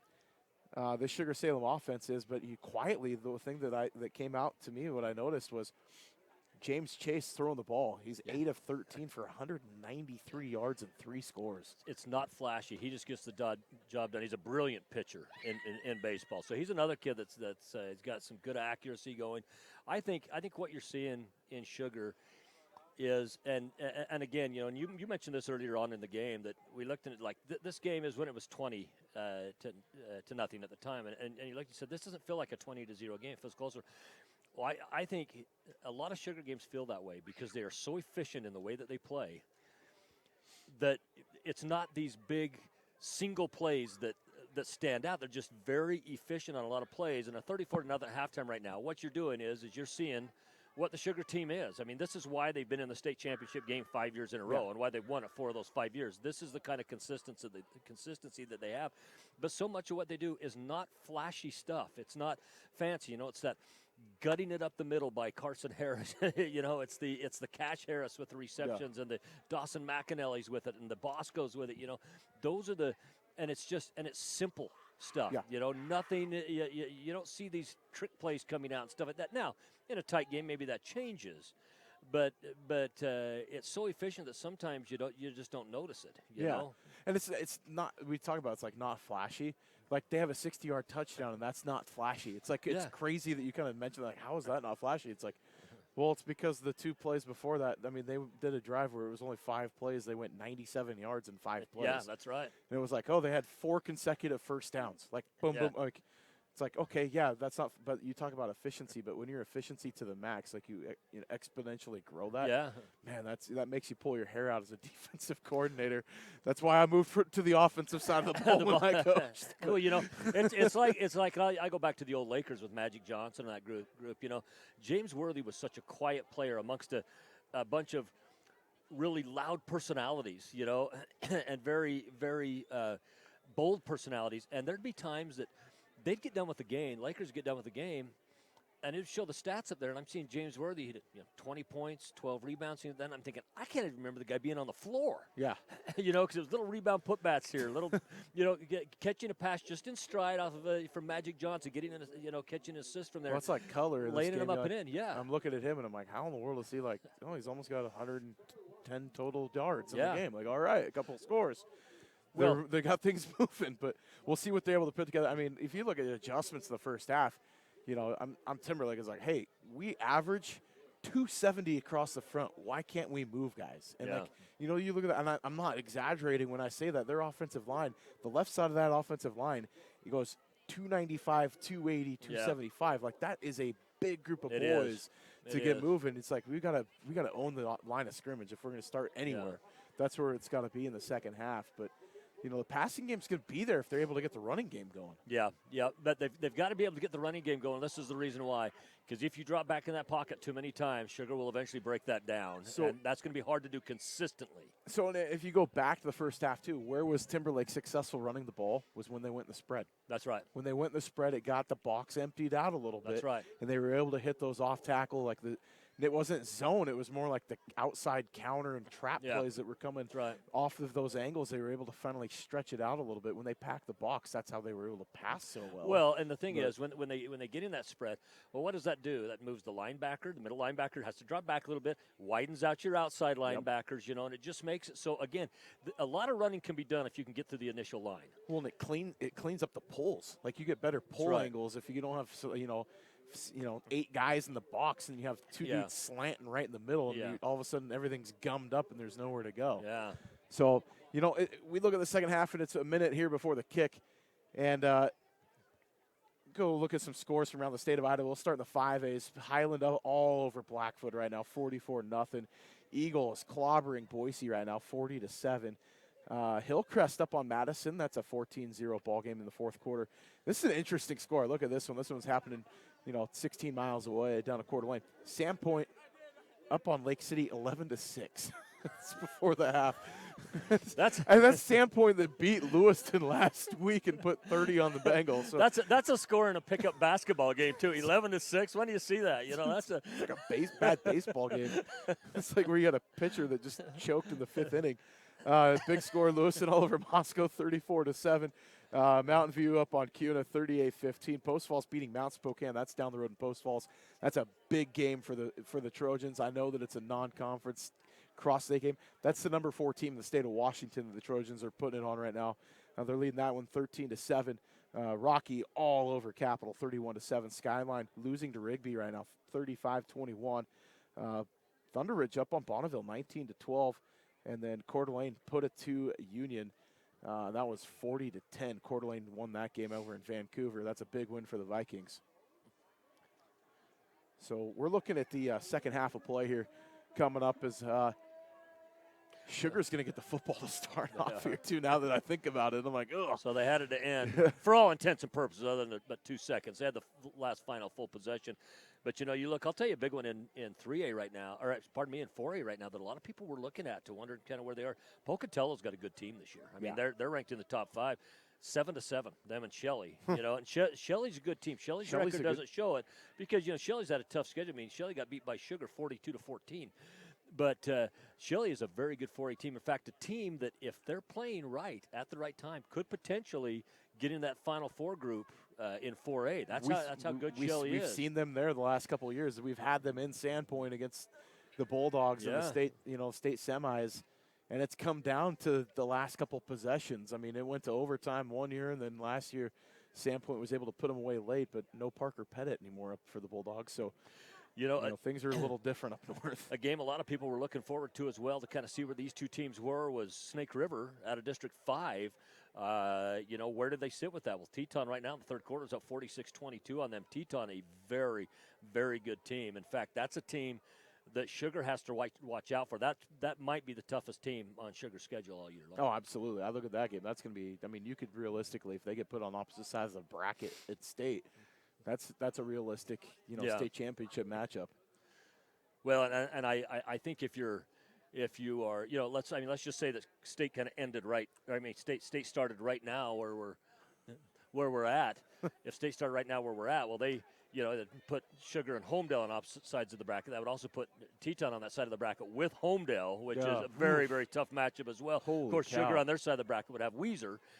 Which Weezer's up right now on McCall 20-7. Well, we said one of those O's is going to go tonight Yeah. because they had 3 teams in that conference with undefeated records, but 2 were playing each other tonight. St. Mary's is putting it to the Badgers over Bonners Ferry 20-0 right now in the second quarter. And after that game. great year of football Bonners Ferry had last year, it has been equally as bad this year. Yeah, and that was, I talked about that was I don't want to say once in a lifetime class that comes through, but that was a generational group that they had up in in Bonners Ferry last year with Rice and those guys. That was just a great bunch of kids, and they've got a few left over, but and they're reeling right now. I'll tell you what, it doesn't end with football with those guys, though. Nope. They're going to have a very good basketball team again this year, a team that played for the state championship last year, actually lost to Sugar-Salem in that state championship game. But a very, very good team. Coach Williams does an excellent job at Bonners Ferry. He has good players. More importantly, he's got good kids that are in that program. So Kendrick won earlier today on IdahoSports.com. They beat Butte County 50-28, and that one at Middleton High School is the opening kick. The second half gets picked up by Color. It's going to be brought across the 30, close to the 35-yard line. So Sugar's going to start with the ball with decent field position here. Carry up on Valley, 8-6. In an 8-man game. It's 8-man game. You could fall and score 8-6. In 8-man, there's so much field to work with. That is the funnest football on the planet. I'm telling you right now, it's 8-man football. Oakley knotted up with Lighthouse Christian at 32 in the fourth quarter in that one as well. Of course, out of Idaho 8-man football, you got the great Leighton Vander Esch, came out of Salmon River, goes to Boise State. People didn't think he was going to do much. Well, he only ends up being the 3rd overall pick in the NFL draft and is a Pro Bowler when he was a rookie. He was an All-Pro, yeah. For he was able the Cowboys. Able to add a few additions to that house. I was down in Texas a couple weeks ago. I had an opportunity to see his sister actually married a friend of mine. So good. Swing pass out to the right side, brought down for a loss on the play. First time that has happened to the Diggers tonight. That is their first negative play of the ball game, and it happens here at the 11:40 mark in the third quarter. Well, and Sugar had it wasn't until their second possession that they finally didn't have a first down on a play. They were 8 for 10 as far as first downs on the individual play to start the ball game. But then, you know what? We started seeing Timberlake make some adjustments on that, forced a punt. Well, it ended up being a fake. And defend the pass fairly well there at the end, too. They forced it and got him into it. So under center, handoff straight ahead to the fullback. Harris across the left side through one defender. He's out in the open field across midfield down to the 40-yard line. Huge pickup on the play. Just such a tough defensive assignment. We talked about him, taking over as a sophomore when his brother Ryan got hurt. His brother Ryan is one of the better linebackers that's ever played at Sugar. Now he's where is Ryan at? Where did they spot that? I'm trying to see which yard line they put that on. That was on the 40. So Ryan in Texas for a couple years.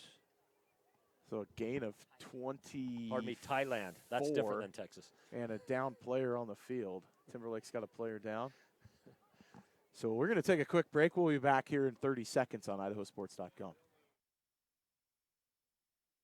I'm Matt from Salt Lake City. Last year, while climbing in the Tetons, I fell nearly 600 feet. My hip bone was broken and exposed. I could see my quad muscles, and I had lacerated my liver. And I knew right away that blood was filling my abdomen. After a 3-hour rescue operation, I was airlifted to Ermax Trauma Center. I was rushed into surgery. Then their amazing team worked with me for weeks of rehab. Thanks to their incredible care, I've made a full recovery, and I'm back to doing the things I love. And that's why I say, take me to Ermac.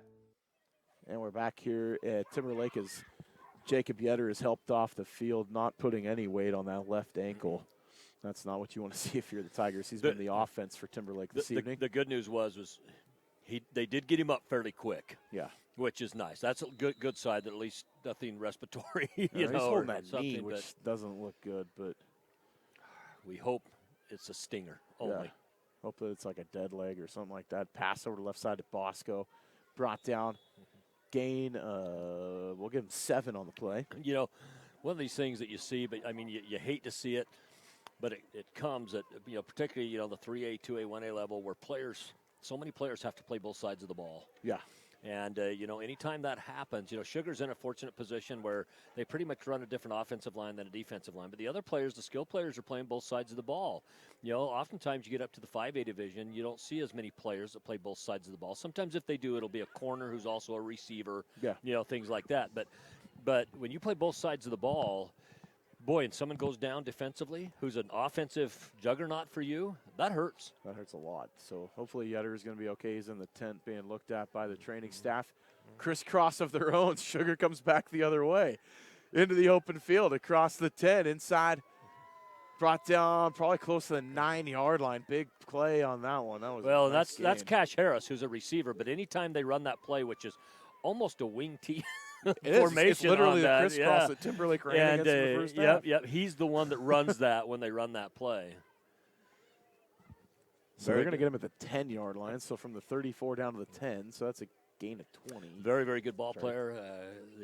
Or 16, I'm sorry. Sugar State championship team 3 years ago. His older brother, Kendall, was one of the top receivers on that team that year, along with Crew Clark, who's Weber State University. Bobbled snap. And falling on it was the quarterback. He's going to go take that, so that's a loss of 3 on the play. Just a light drizzle going on right now. It's just kind of hanging out in the, it's not super wet. No, it's not. I mean, and Ryan didn't bring a tent for us, so we're just getting soaked to death. Sitting out. If Paul's listening, your computer's trash and it's shorting out. Ryan did an awesome job and brought. I had a hunch. They told me we were in the booth, and I'm like, I'm bringing that tent, man. I got an easy up for a reason. I'm going to bring it. We'd have sent one of the fans down to grab a couple umbrellas at a local gas station if they wouldn't have sent them. So passing over right across the middle, wide open receiver on the crossing pattern. That was a nice little almost like a pick without running the pick, though. Yeah, it was Cash Harris. Cash Harris on the reception and the touchdown. Told him 13 yards on the score. Well, and one of the things that happened there that gave Cash that separation is they jammed him at the line. The jam wasn't a very good jam. And, if you jam at the line, that's fine. But, again, the risk you take is if it's not great, that receiver gets early separation on you. Yeah. That's very, very tough to make up. So 14-0, waiting the 2-point conversion here because kicking has been suboptimal. Yeah. I think is the right word to describe it. And thrown over the top. And the same thing there. Right back to the receiver, Cash Harris on the outside for the 2-point attempt. So a question here, Ryan, that we've Timberlake is actually a fairly new school. It opened in 1998. Yeah, 1998. Okay, so it's a relatively new school. So where did the kids here go to school before? Lakeland. They did go to Lakeland. Okay, okay. We were Although there could have been some kids that are across because the county line is literally right on the north side of city limits. Mm-hmm. They could opt in if they wanted to go to Priest River. To go to Priest River, okay. Yeah. Of course, Priest River now a 2A school. Yep. But now that the district's kind of shifted, there's the open district rules that you can all go to Timberlake. And actually, this is one of the fastest growing areas in North Idaho. The city of Spirit Lake literally has a moratorium on new building because the sewer system can't handle. They've got to upgrade that before they do any more building. They can't handle any more houses here. Yeah. So Athol, and I didn't stutter. I literally said it sounds like that. But we've been joking about it all day.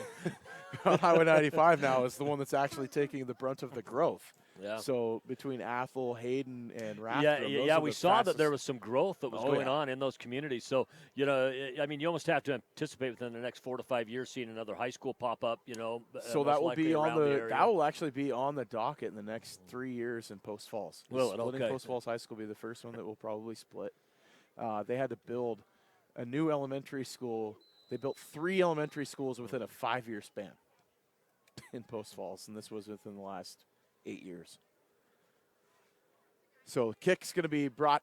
Cooper Lent's going to bring it up to the 30-yard line to start up on offense there for the Tigers. 54, Austin Rumsey. In on that tackle again. We've called Rumsey's name on several different occasions tonight. Apologize, that was Wendt on the return for the Tigers. Just a correction again on that number 2, Cooper Mace. We were calling him on the roster. It shows Cooper Mace. It's actually Ben Aldridge. We had a parent that came up and let us know that. Again, some of those roster things that we find out about during a game. So quick handoff over to the right side. They're going to hand it to Lenz, who's going to run it for gain of 5 on first down. Yeah, nice pickup. Might even be closer to 6. I mean, he's. Yeah, we'll give him 6 on the carry. Cooper Lenz. And for those of you who are listening to it, not seeing it, what we saw was a good push by that offensive front that time. The good push led to a good run. And we know that had to be something that they were going to address at halftime. Oh, absolutely. You can't really walk away from that one. That was the point of emphasis here in the third quarter was how are you going to get that push. Nice counter play over to the right side. That's Caius Tebby out in the open, picks up the first down across the 45-yard line for the pickup. Biggest single run of the night for Timberlake. That was a gain of 10. I mean, they've had some longer runs after the catch on a pass, but not on a longest rush of the game. Yeah, longest rush from scrimmage on the game. That was because one of the things you look for right off the bat is what are the halftime adjustments that were made, and we're seeing some right now. And I think a lot of it is the offensive line. So another rush over to the right side. That is, I believe, Lenz on the play. We'll wait and see who comes out of the pile. That was Cooper Lenz. Picks up 2. Have not seen Vaughn Higgins. I mean, he's only gotten 1 carry in the ball game. Actually, he's not even in the game now. He's actually got his pads off and he's on the sideline. And that was a name that we were really expecting to call quite a bit tonight. So he is in street clothes on the sideline coming out of halftime. So without one of their 3-headed monster running backs and without Jacob Yetter now with Yetter out of the game. No gain on the rush. And I believe they've still got Yetter down in the tent. Correct. I have not seen him come out yet. So no gain from Lenz. Folks, this is a gorgeous high school facility. If you could have seen the sunset that we had here, that kind of reddish orange and blue off of the clouds. We get amazing sunsets here, man. I'll tell you what it is. North Idaho is my favorite place I've ever lived, and I've lived all over the Northwest as a kid, but I've been here since 2015, and I don't have plans on leaving anytime soon. Meininger drops back to pass. That could have been a PI, but it could have, probably just because it was an overthrow. They thought it might not be catchable. And I'll tell you what, that is the first pass that was off tonight. Yeah, he was looking for McDougal, the tight end, because he has been dead on today. Yeah, very impressed with this kid's arm. That was Bosco on the coverage there, and I think had that ball been another 2 feet lower, probably ended up with a PI out of that. Yeah, true incompletion there, because the other incompletion he had earlier in the game was his receiver just fell down. Yeah, it hit him in the shoulder pad and he fell down. So punting are the Tigers here. And they're going to get it hit at the 30 and take a nice Tiger bounce as it's going to roll out of bounds inside the 20. So Sugar's going to start with the football about the E. Boy, they got a generous spot there. They're going to bring it all the way back to the 25. I thought it didn't go out until it went inside the 20. Yeah, I mean, and it's not like it crossed the sideline in the air. No. It crossed it rolling on the ground. That was a interesting spot. Either way, that's what they go with is the 30 or 25. So Sugar with one of the best field position starts of the ball game. They've started several back in the 10. Yeah, they had a couple. They opened the game on the 5 and the next possession from the 7. So turnaround handoff, Harris straight ahead. He's going to be brought down. Nice tackle. 4. Nice tackle there from the middle Mike linebacker spot. That was number 66? Looked like either 65 or 66. Yeah, Taylor Braun, the Mike linebacker. I think one of the things that had to get addressed at halftime as well is when you hit Carson Harris, you've got to hit him hard. You can't let him get into that deep secondary. You're not going to shoulder into him and expect him to go down. Because if that happens, if he gets in that deep secondary, that's a tough defensive assignment. So Cutler and Harris back behind the quarterback. Toss out to Bosco on the pitch. Not an option. And he goes to the sideline, cuts it back in. He's still on his feet. He could be rumbling down. We got a flag on the play back behind, but he's going to be inside the 10 and across the goal line for the score as of now. We'll wait to see another flag on the play. Yeah, I think that's going to be an illegal block in the back, I think is probably what we're going to have. They could have called that, and there was 2 holdings they could have called in the same spot. There was a reason he was able to cut back all the way across the field. This one's going to be backed up. Yeah. So negating the 71-yard touchdown. This one's coming back. And we ended up with one chasing one down the field. Both number ones were involved in that. I'm number one. No, I'm number one. No, I'm number one. Like, come on, man. You're like hurting my touches, right? I had a 1 for 32, 1 for 14, and 1 for 71. I was looking for this player of the game. And especially when it's long like that, you know, it's a long one, and you're kind of beat up, and you're coming back. You go, dude. We see Cutler here go. You walk into the huddle, and you're like, all right, who held? So you take your lashes out on the bus ride home. That's right. That's right. Got to get security and a bunch of parents in there just to separate. All right, that's it. So I've got a story that I could tell you about that. I was in high school my junior year. We were playing at Lake City, and I'll tell you after this play because it's a hilarious story. We definitely want to hear it. First down at 10 ball at the 35-yard line. Handoff straight ahead. Harris, nice push of the offensive line. Just absolutely got the defense on roller skates. Pickup of 9 on first down. That ended up being Bosco again. Oh, was it? Yeah, Okay. they went back. But Harris, you know, you don't see the true fullback position anymore. No. Harris ran it as a fullback that time, blew up that through the middle of that line. Yeah.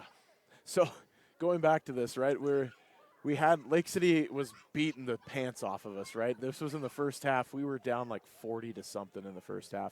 This was the Lake City team that was all everything, state champions that year and everything. As Chase Undersetter turns around, he's going to drop back to pass out to the flat. He's got a man, and that's McAnally over to the right side. First down, pickup of 12 on the reception. Last year as a sophomore, going into the third game of the season, McAnally was the leading tackler in the state at that time and then got injured and was out. So, anyways, Lake City's driving. I strip the running back on the option. I run it back 95 yards for what I thought was our only score of the ball game. I run back to the huddle, and I look back, and there's a yellow hanky sitting in the middle of the field all the way back. And I'm like, oh, that's got to be on them. That's got to be on them. Nope. Comes back. Before I stripped it, literally on the snap, our D tackle had kicked somebody in the nether regions. Wow. And they brought the play back and took away my touchdown. Yeah, usually you get a penalty when that happens. Like right in front of the umpire. Just doink. And that's the 15-yard variety of penalty. That is the 15-yard. It was half the distance to the goal and no touchdown. I was like, you got to be kidding me. 95-yard strip and score. Nope. Harris gets the first down on the carry. We got a little injury out on the field right now. The player finally went and took his knee. I didn't catch the number. It's one of the big linemen for Timberlake. Yeah, so gain of 11 the first down there from Harris. Timberlake, again, we just can't say enough of how kind these people have been to us. And Carson Smith was the injured player who's making his way to the sideline. He's walking a little ginger, but he is walking. He's walking on his own. Man, if I was that big at this age, though, I'd be walking like that, too. Boy. That's a big boy. He is a big boy. I might be walking like that if I wasn't injured. There might be an indentation left in the ground from when he fell. That's a big kid. Holy cow. Well, and he's been lined up against Sitaway that's about that same size. Clashing the Titans inside 3:08 left here in the third quarter. Handoff straight ahead. New player. I don't have the number. It's 23 going around left side. Fleming. Fleming on the carry. Big carry there. First down. Pickup of 18. Yeah, Jason Fleming. And the only reason we haven't called Jason Fleming's name a lot is because Carson Harris just happens to be the main guy carrying the ball. But Carson Harris is a big, tough runner, and Fleming, very, very good runner. You got two players. For most varsity. Yeah, two players down on the field on each side is. Well, we talked about that might be Not quite sure who's down on the field for Sugar. It's a big 77. Yeah, it's Caden Dowling. Caden Dowling, another 300-pounder. So I want to thank one of our sponsors, Grand Peaks Medical Center. Your community health center is proud to support local athletics and keep them healthy on the road to state titles. Grand Peaks located in St. Anthony. Rexburg, it provides medical, dental, behavioral health, and pharmacy services for the entire family. Their health care providers and staff are highly trained and experienced in all areas, primary medicine, obstetrics, family dentistry, behavioral health, prescription services. Grand Peaks is committed to establishing a personal relationship with each patient and providing affordable health care for your family. Visit grandpeaks.org online for a full list of services. Good luck, stickers from all the staff at Grand Peaks. Man, I'll get that read eventually. We've been sitting here flapping our gums for 2 hours already.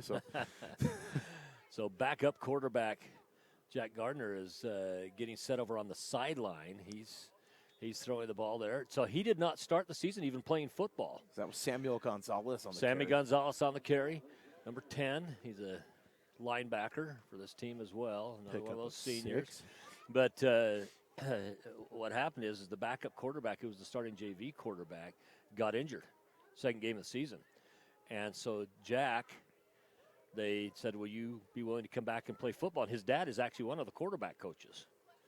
And played some college quarterback as well. Rick's, back when it was Rick's Junior College, now BYU Idaho.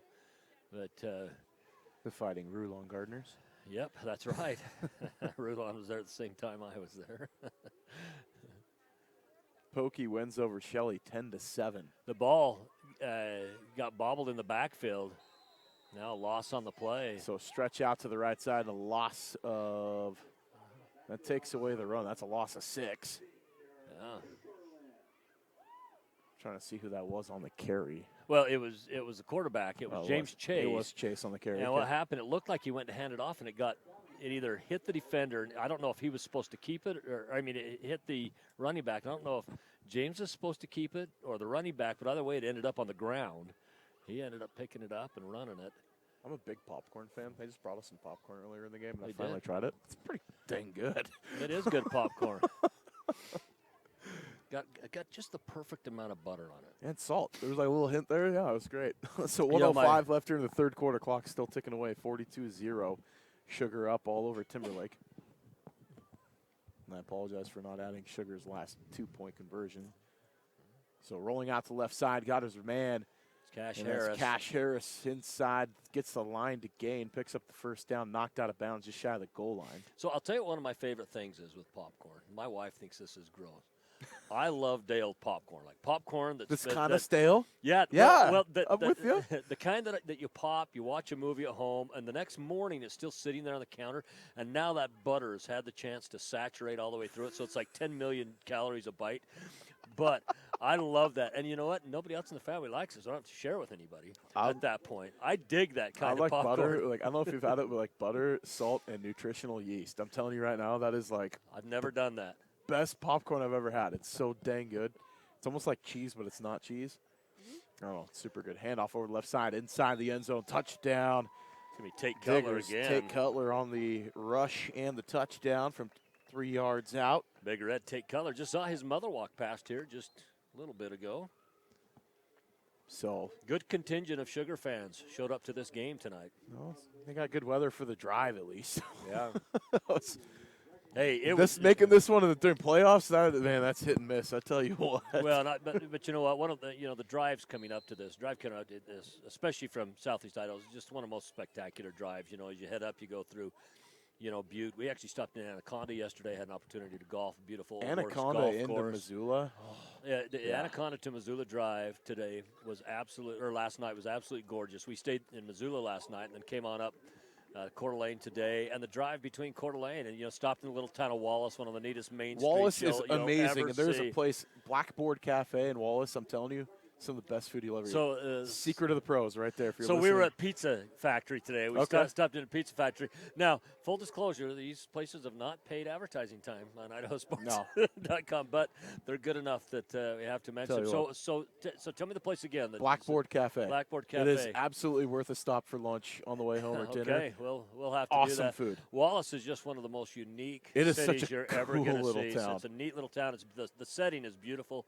Of course, I'm trying to think the name of the movie that was filmed there. Dante's Peak was Yeah. filmed there. Such a beautiful place. But Center of the universe. You know that whole drive. Yeah, I was telling my son that story of the center of the universe.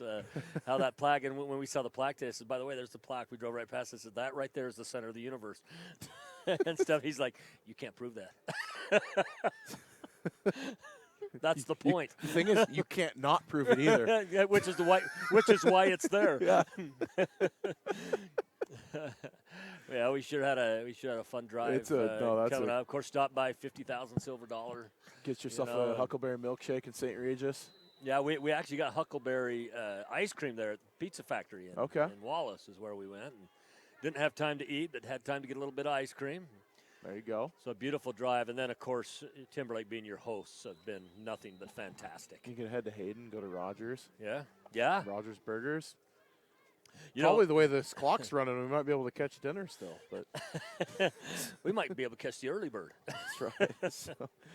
So 49-0, Sugar up after they got the point after on the touchdown. Timberlake going to start with the football here on offense after the kickoff. 36 seconds left here. What I assume running clock is going to start, but yeah, we are mercy rule here in the state of Idaho. we saw that last week with Post Falls and Lakeland. We had that game here on IdahoSports.com. Handoff, Cooper Lenz over the left side, trying to jump his lineman. Pickup of 3, maybe 4 on the play.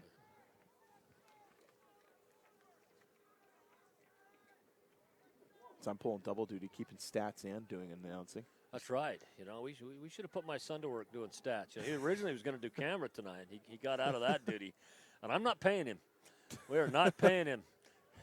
It helps me a little bit announce when I do stats, but sometimes I'm running camera. Like when you have the video cast, it's harder to do it, but since we're audio only, I can kind of get away with it. That's right. That's right.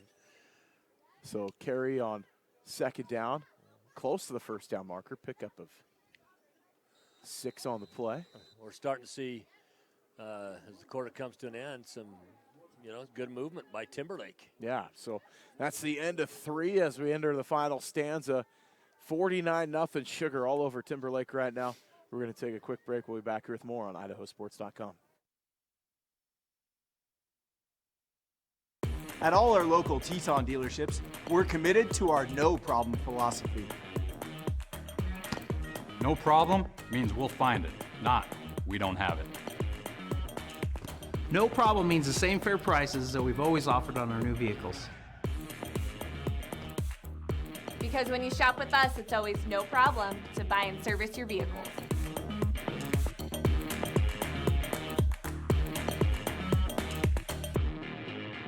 At P1FCU, we're all about celebrating your wins, like finding an extra $10 in the wash. Sweet.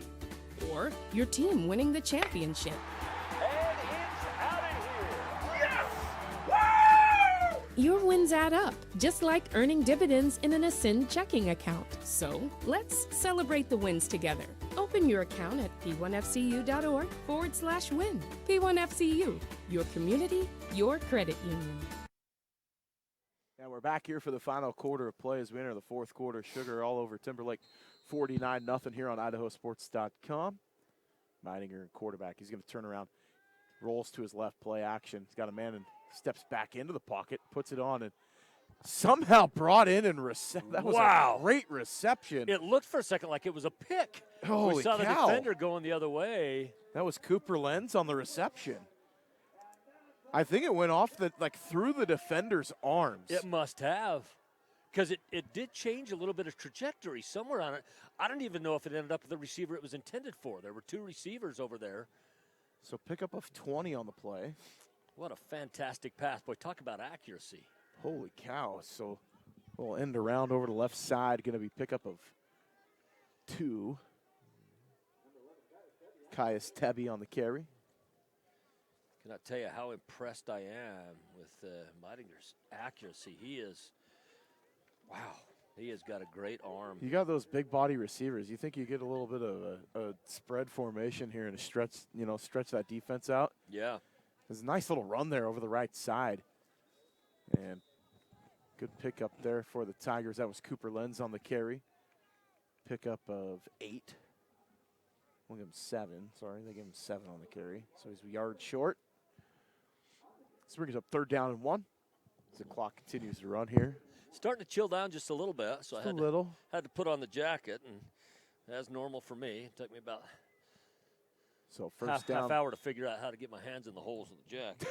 So Tigers back their way into the 1st down there as Lenz on the carry picks up 3. So Timberlake on the 1st down brings the ball to 38-yard line of Sugar.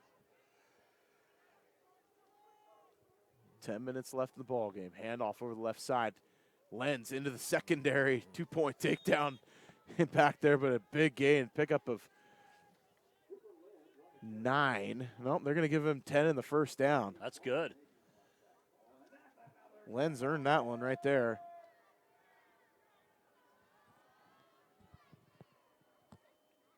So 1st down at 10. Clock continues to run here.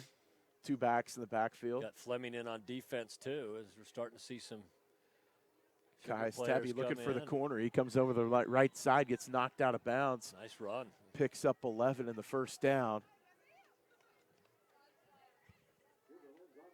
Oh, need more than that. Give him 12 in the 1st down. Yeah, it looked like at the spot where he could have run out of bounds, he found a couple extra strides, you know. Like forward lean stayed there. in, yeah. Great run to the outside. So 1st down and goal, ball at the 10-yard line. Meidinger in the pistol. Now down in the red zone. Cooper Lenz straight ahead. Picks up a couple. Give him 5 on the carry. Tigers looking for their first score of the ball game. Nice drive for Timberlake here. Dallin Liddell in on that, as well as Dallin Stewart. That was an all Dallin tackle. So again, crisscross over the left side. Trying to get the corner. Gets Touchdown, Timberlake. That was Jonathan Hanson on the end around. Yeah, the junior running back, also linebacker on the other side of the ball, gets to the outside. You know, you love when you see a good player like that, and you look down on a roster, and it says something other than grade 12. You know that kid's going to be back for another, year or two, and be able to really help his team out. Now, here's a good sign, too. It's number 75, Carson Smith, the junior. Speaking of kids coming back, he's still got a little bit of limp in his walk, but he's on his own. He came out of the tent. Whether he'll come back, I don't know. So Timberlake finally finds pay dirt here with 8:32 left in the ball game. 2-point conversion. Meidinger puts a dart over the right side. 2-pointer's good. Excellent job. Hanson on the reception for the 2-point. He gets all 8 points there on that trip. And give you some confidence, Now we'll see Jack Gardner come out, quarterback for Sugar-Salem. So 49-8. Your score is Hanson got the touchdown from 5 yards out and then got the 2-point conversion on the reception.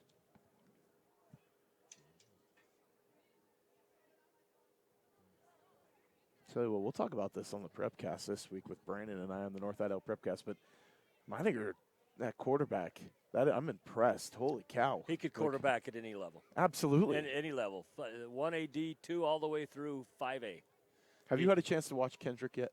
I have not had a chance to watch Kendrick. All I've done is kept up on what they've done, You get a chance to watch them. That is that Ty Kep in that offense. Yeah. Ty Kep is one of the best quarterbacks in the state of Idaho, barring on any classification. Yep. And the weapons he's got around him.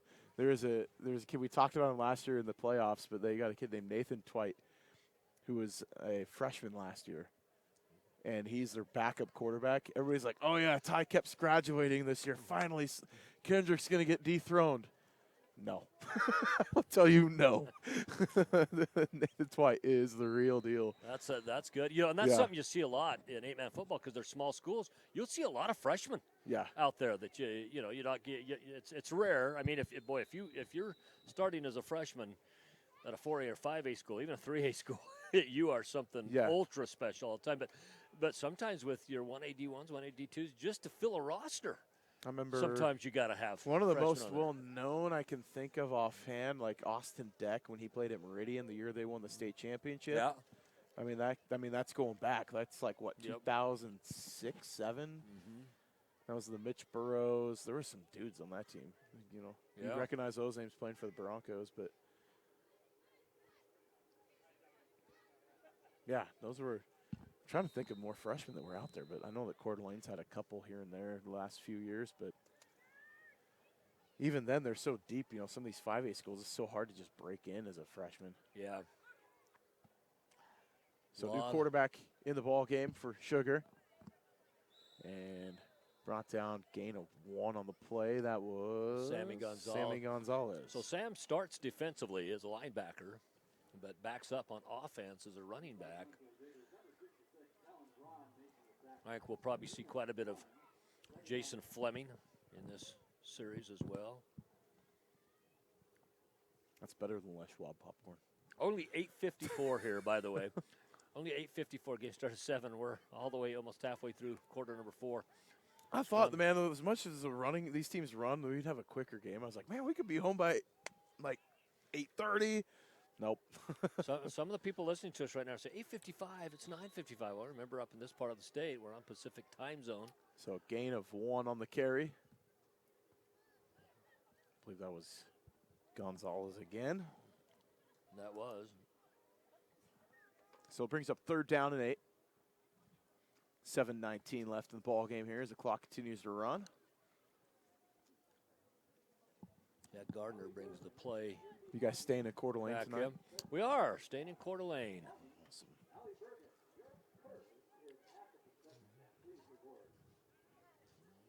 Have to go to Jimmy's down the street for breakfast. Telling you what. Nice pass over the top inside the 40-yard line. That was a nice little hook up there. From Gardner to Abe Baldwin. No, to Gordon Peterson. Is that number 6? No, that's got to be. That was Gordon Peterson, number 6. No, that's not him. Someone else is wearing it. Gordon Peterson is the kicker. Oh. And he is not here at this game. So we'll have to find out, again, the things you run into with high school football. We'll have to see who that is. 13 yards on the reception, the first down. Handoff over the left side, rather. Pickup of a couple. That was Jason Fleming this time. Fleming on the carry. And Yeah, Jimmy's down the street for breakfast. I'm telling you right now, you cannot miss. Will not miss. Okay, I'm Guy okay. Fieri ate there. I'm writing some of these down. See, I got my hands in my pocket because it's getting pretty chilly out. Yeah. So after the game, I'm gonna. In fact, you just tell me that again. Jimmy's down the street. No, it's free. called Jimmy's down the street. It is called Jimmy's down the street, and it is bomb. It's super good little breakfast spot in Coeur d'Alene. Handoff Fleming over the right side, picks up. We'll give him 3, long 3, maybe 4 on the carry. And you know what?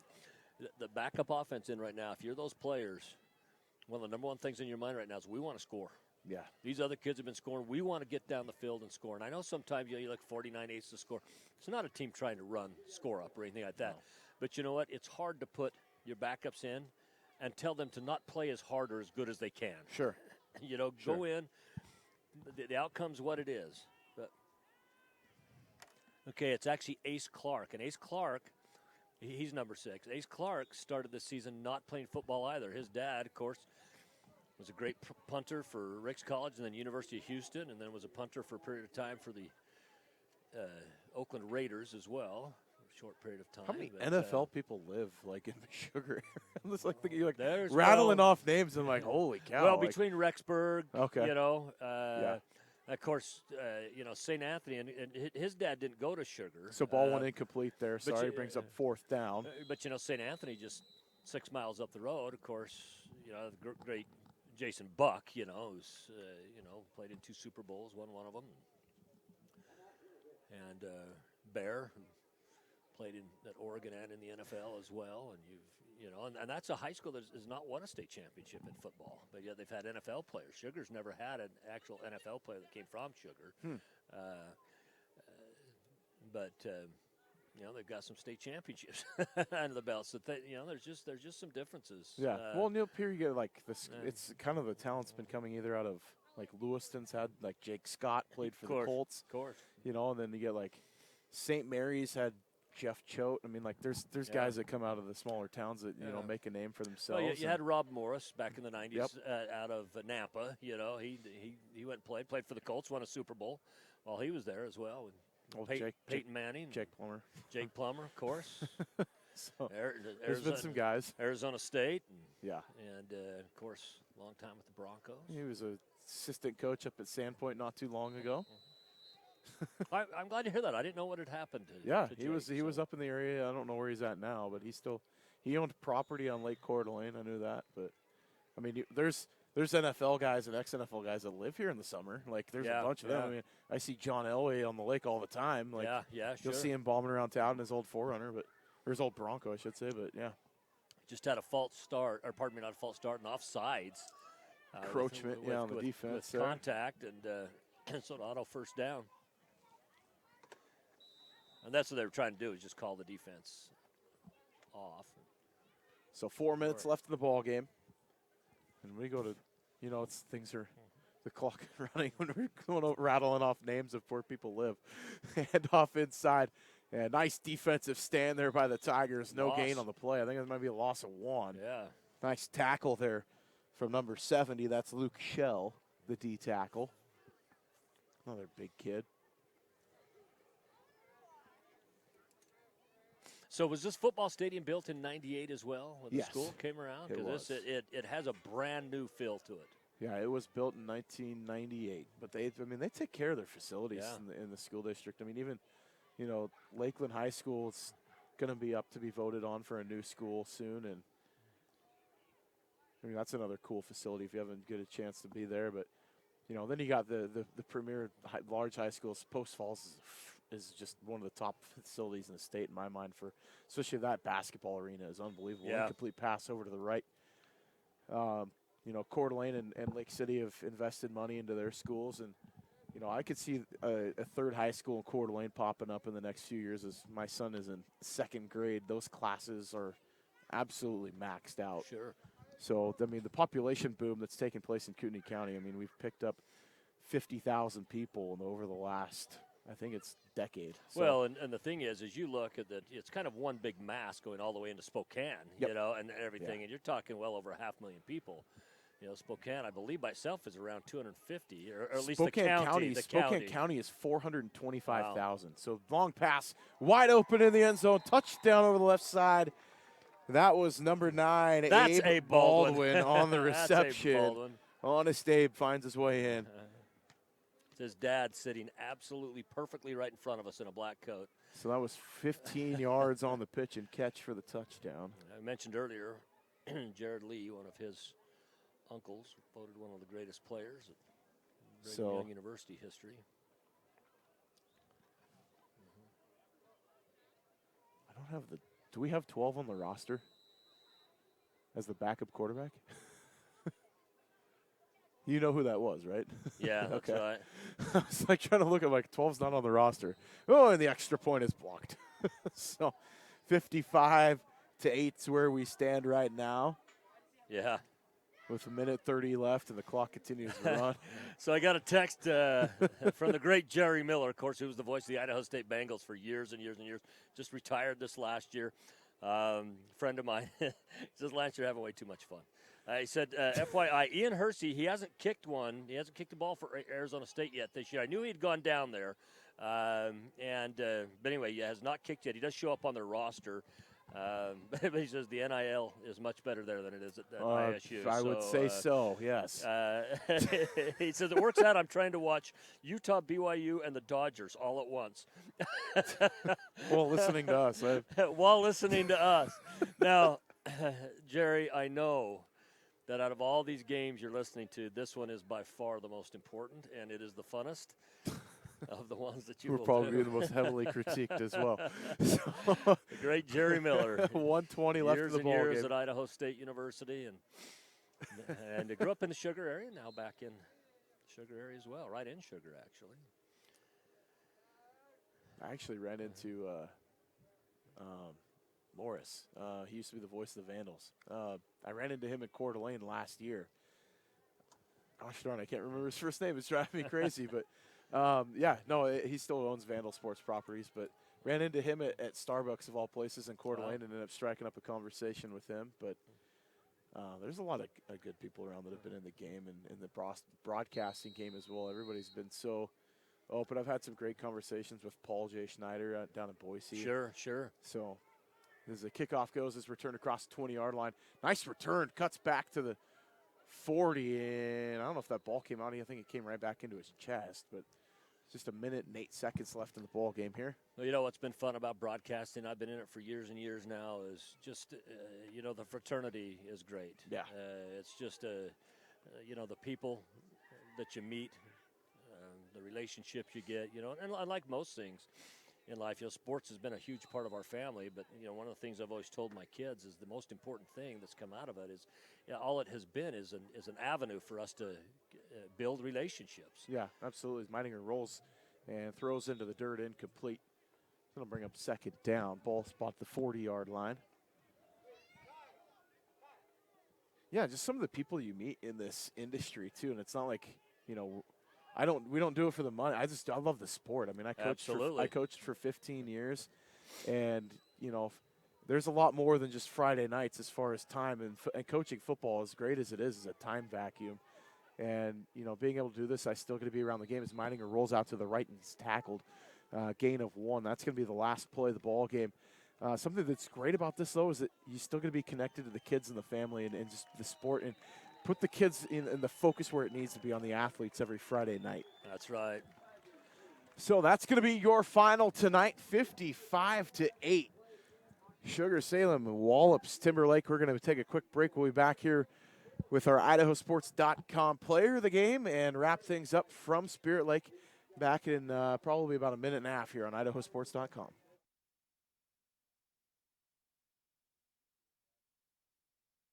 At all our local Teton dealerships, we're committed to our no problem philosophy. No problem means we'll find it, not we don't have it. No problem means the same fair prices that we've always offered on our new vehicles. Because when you shop with us, it's always no problem to buy and service your vehicles.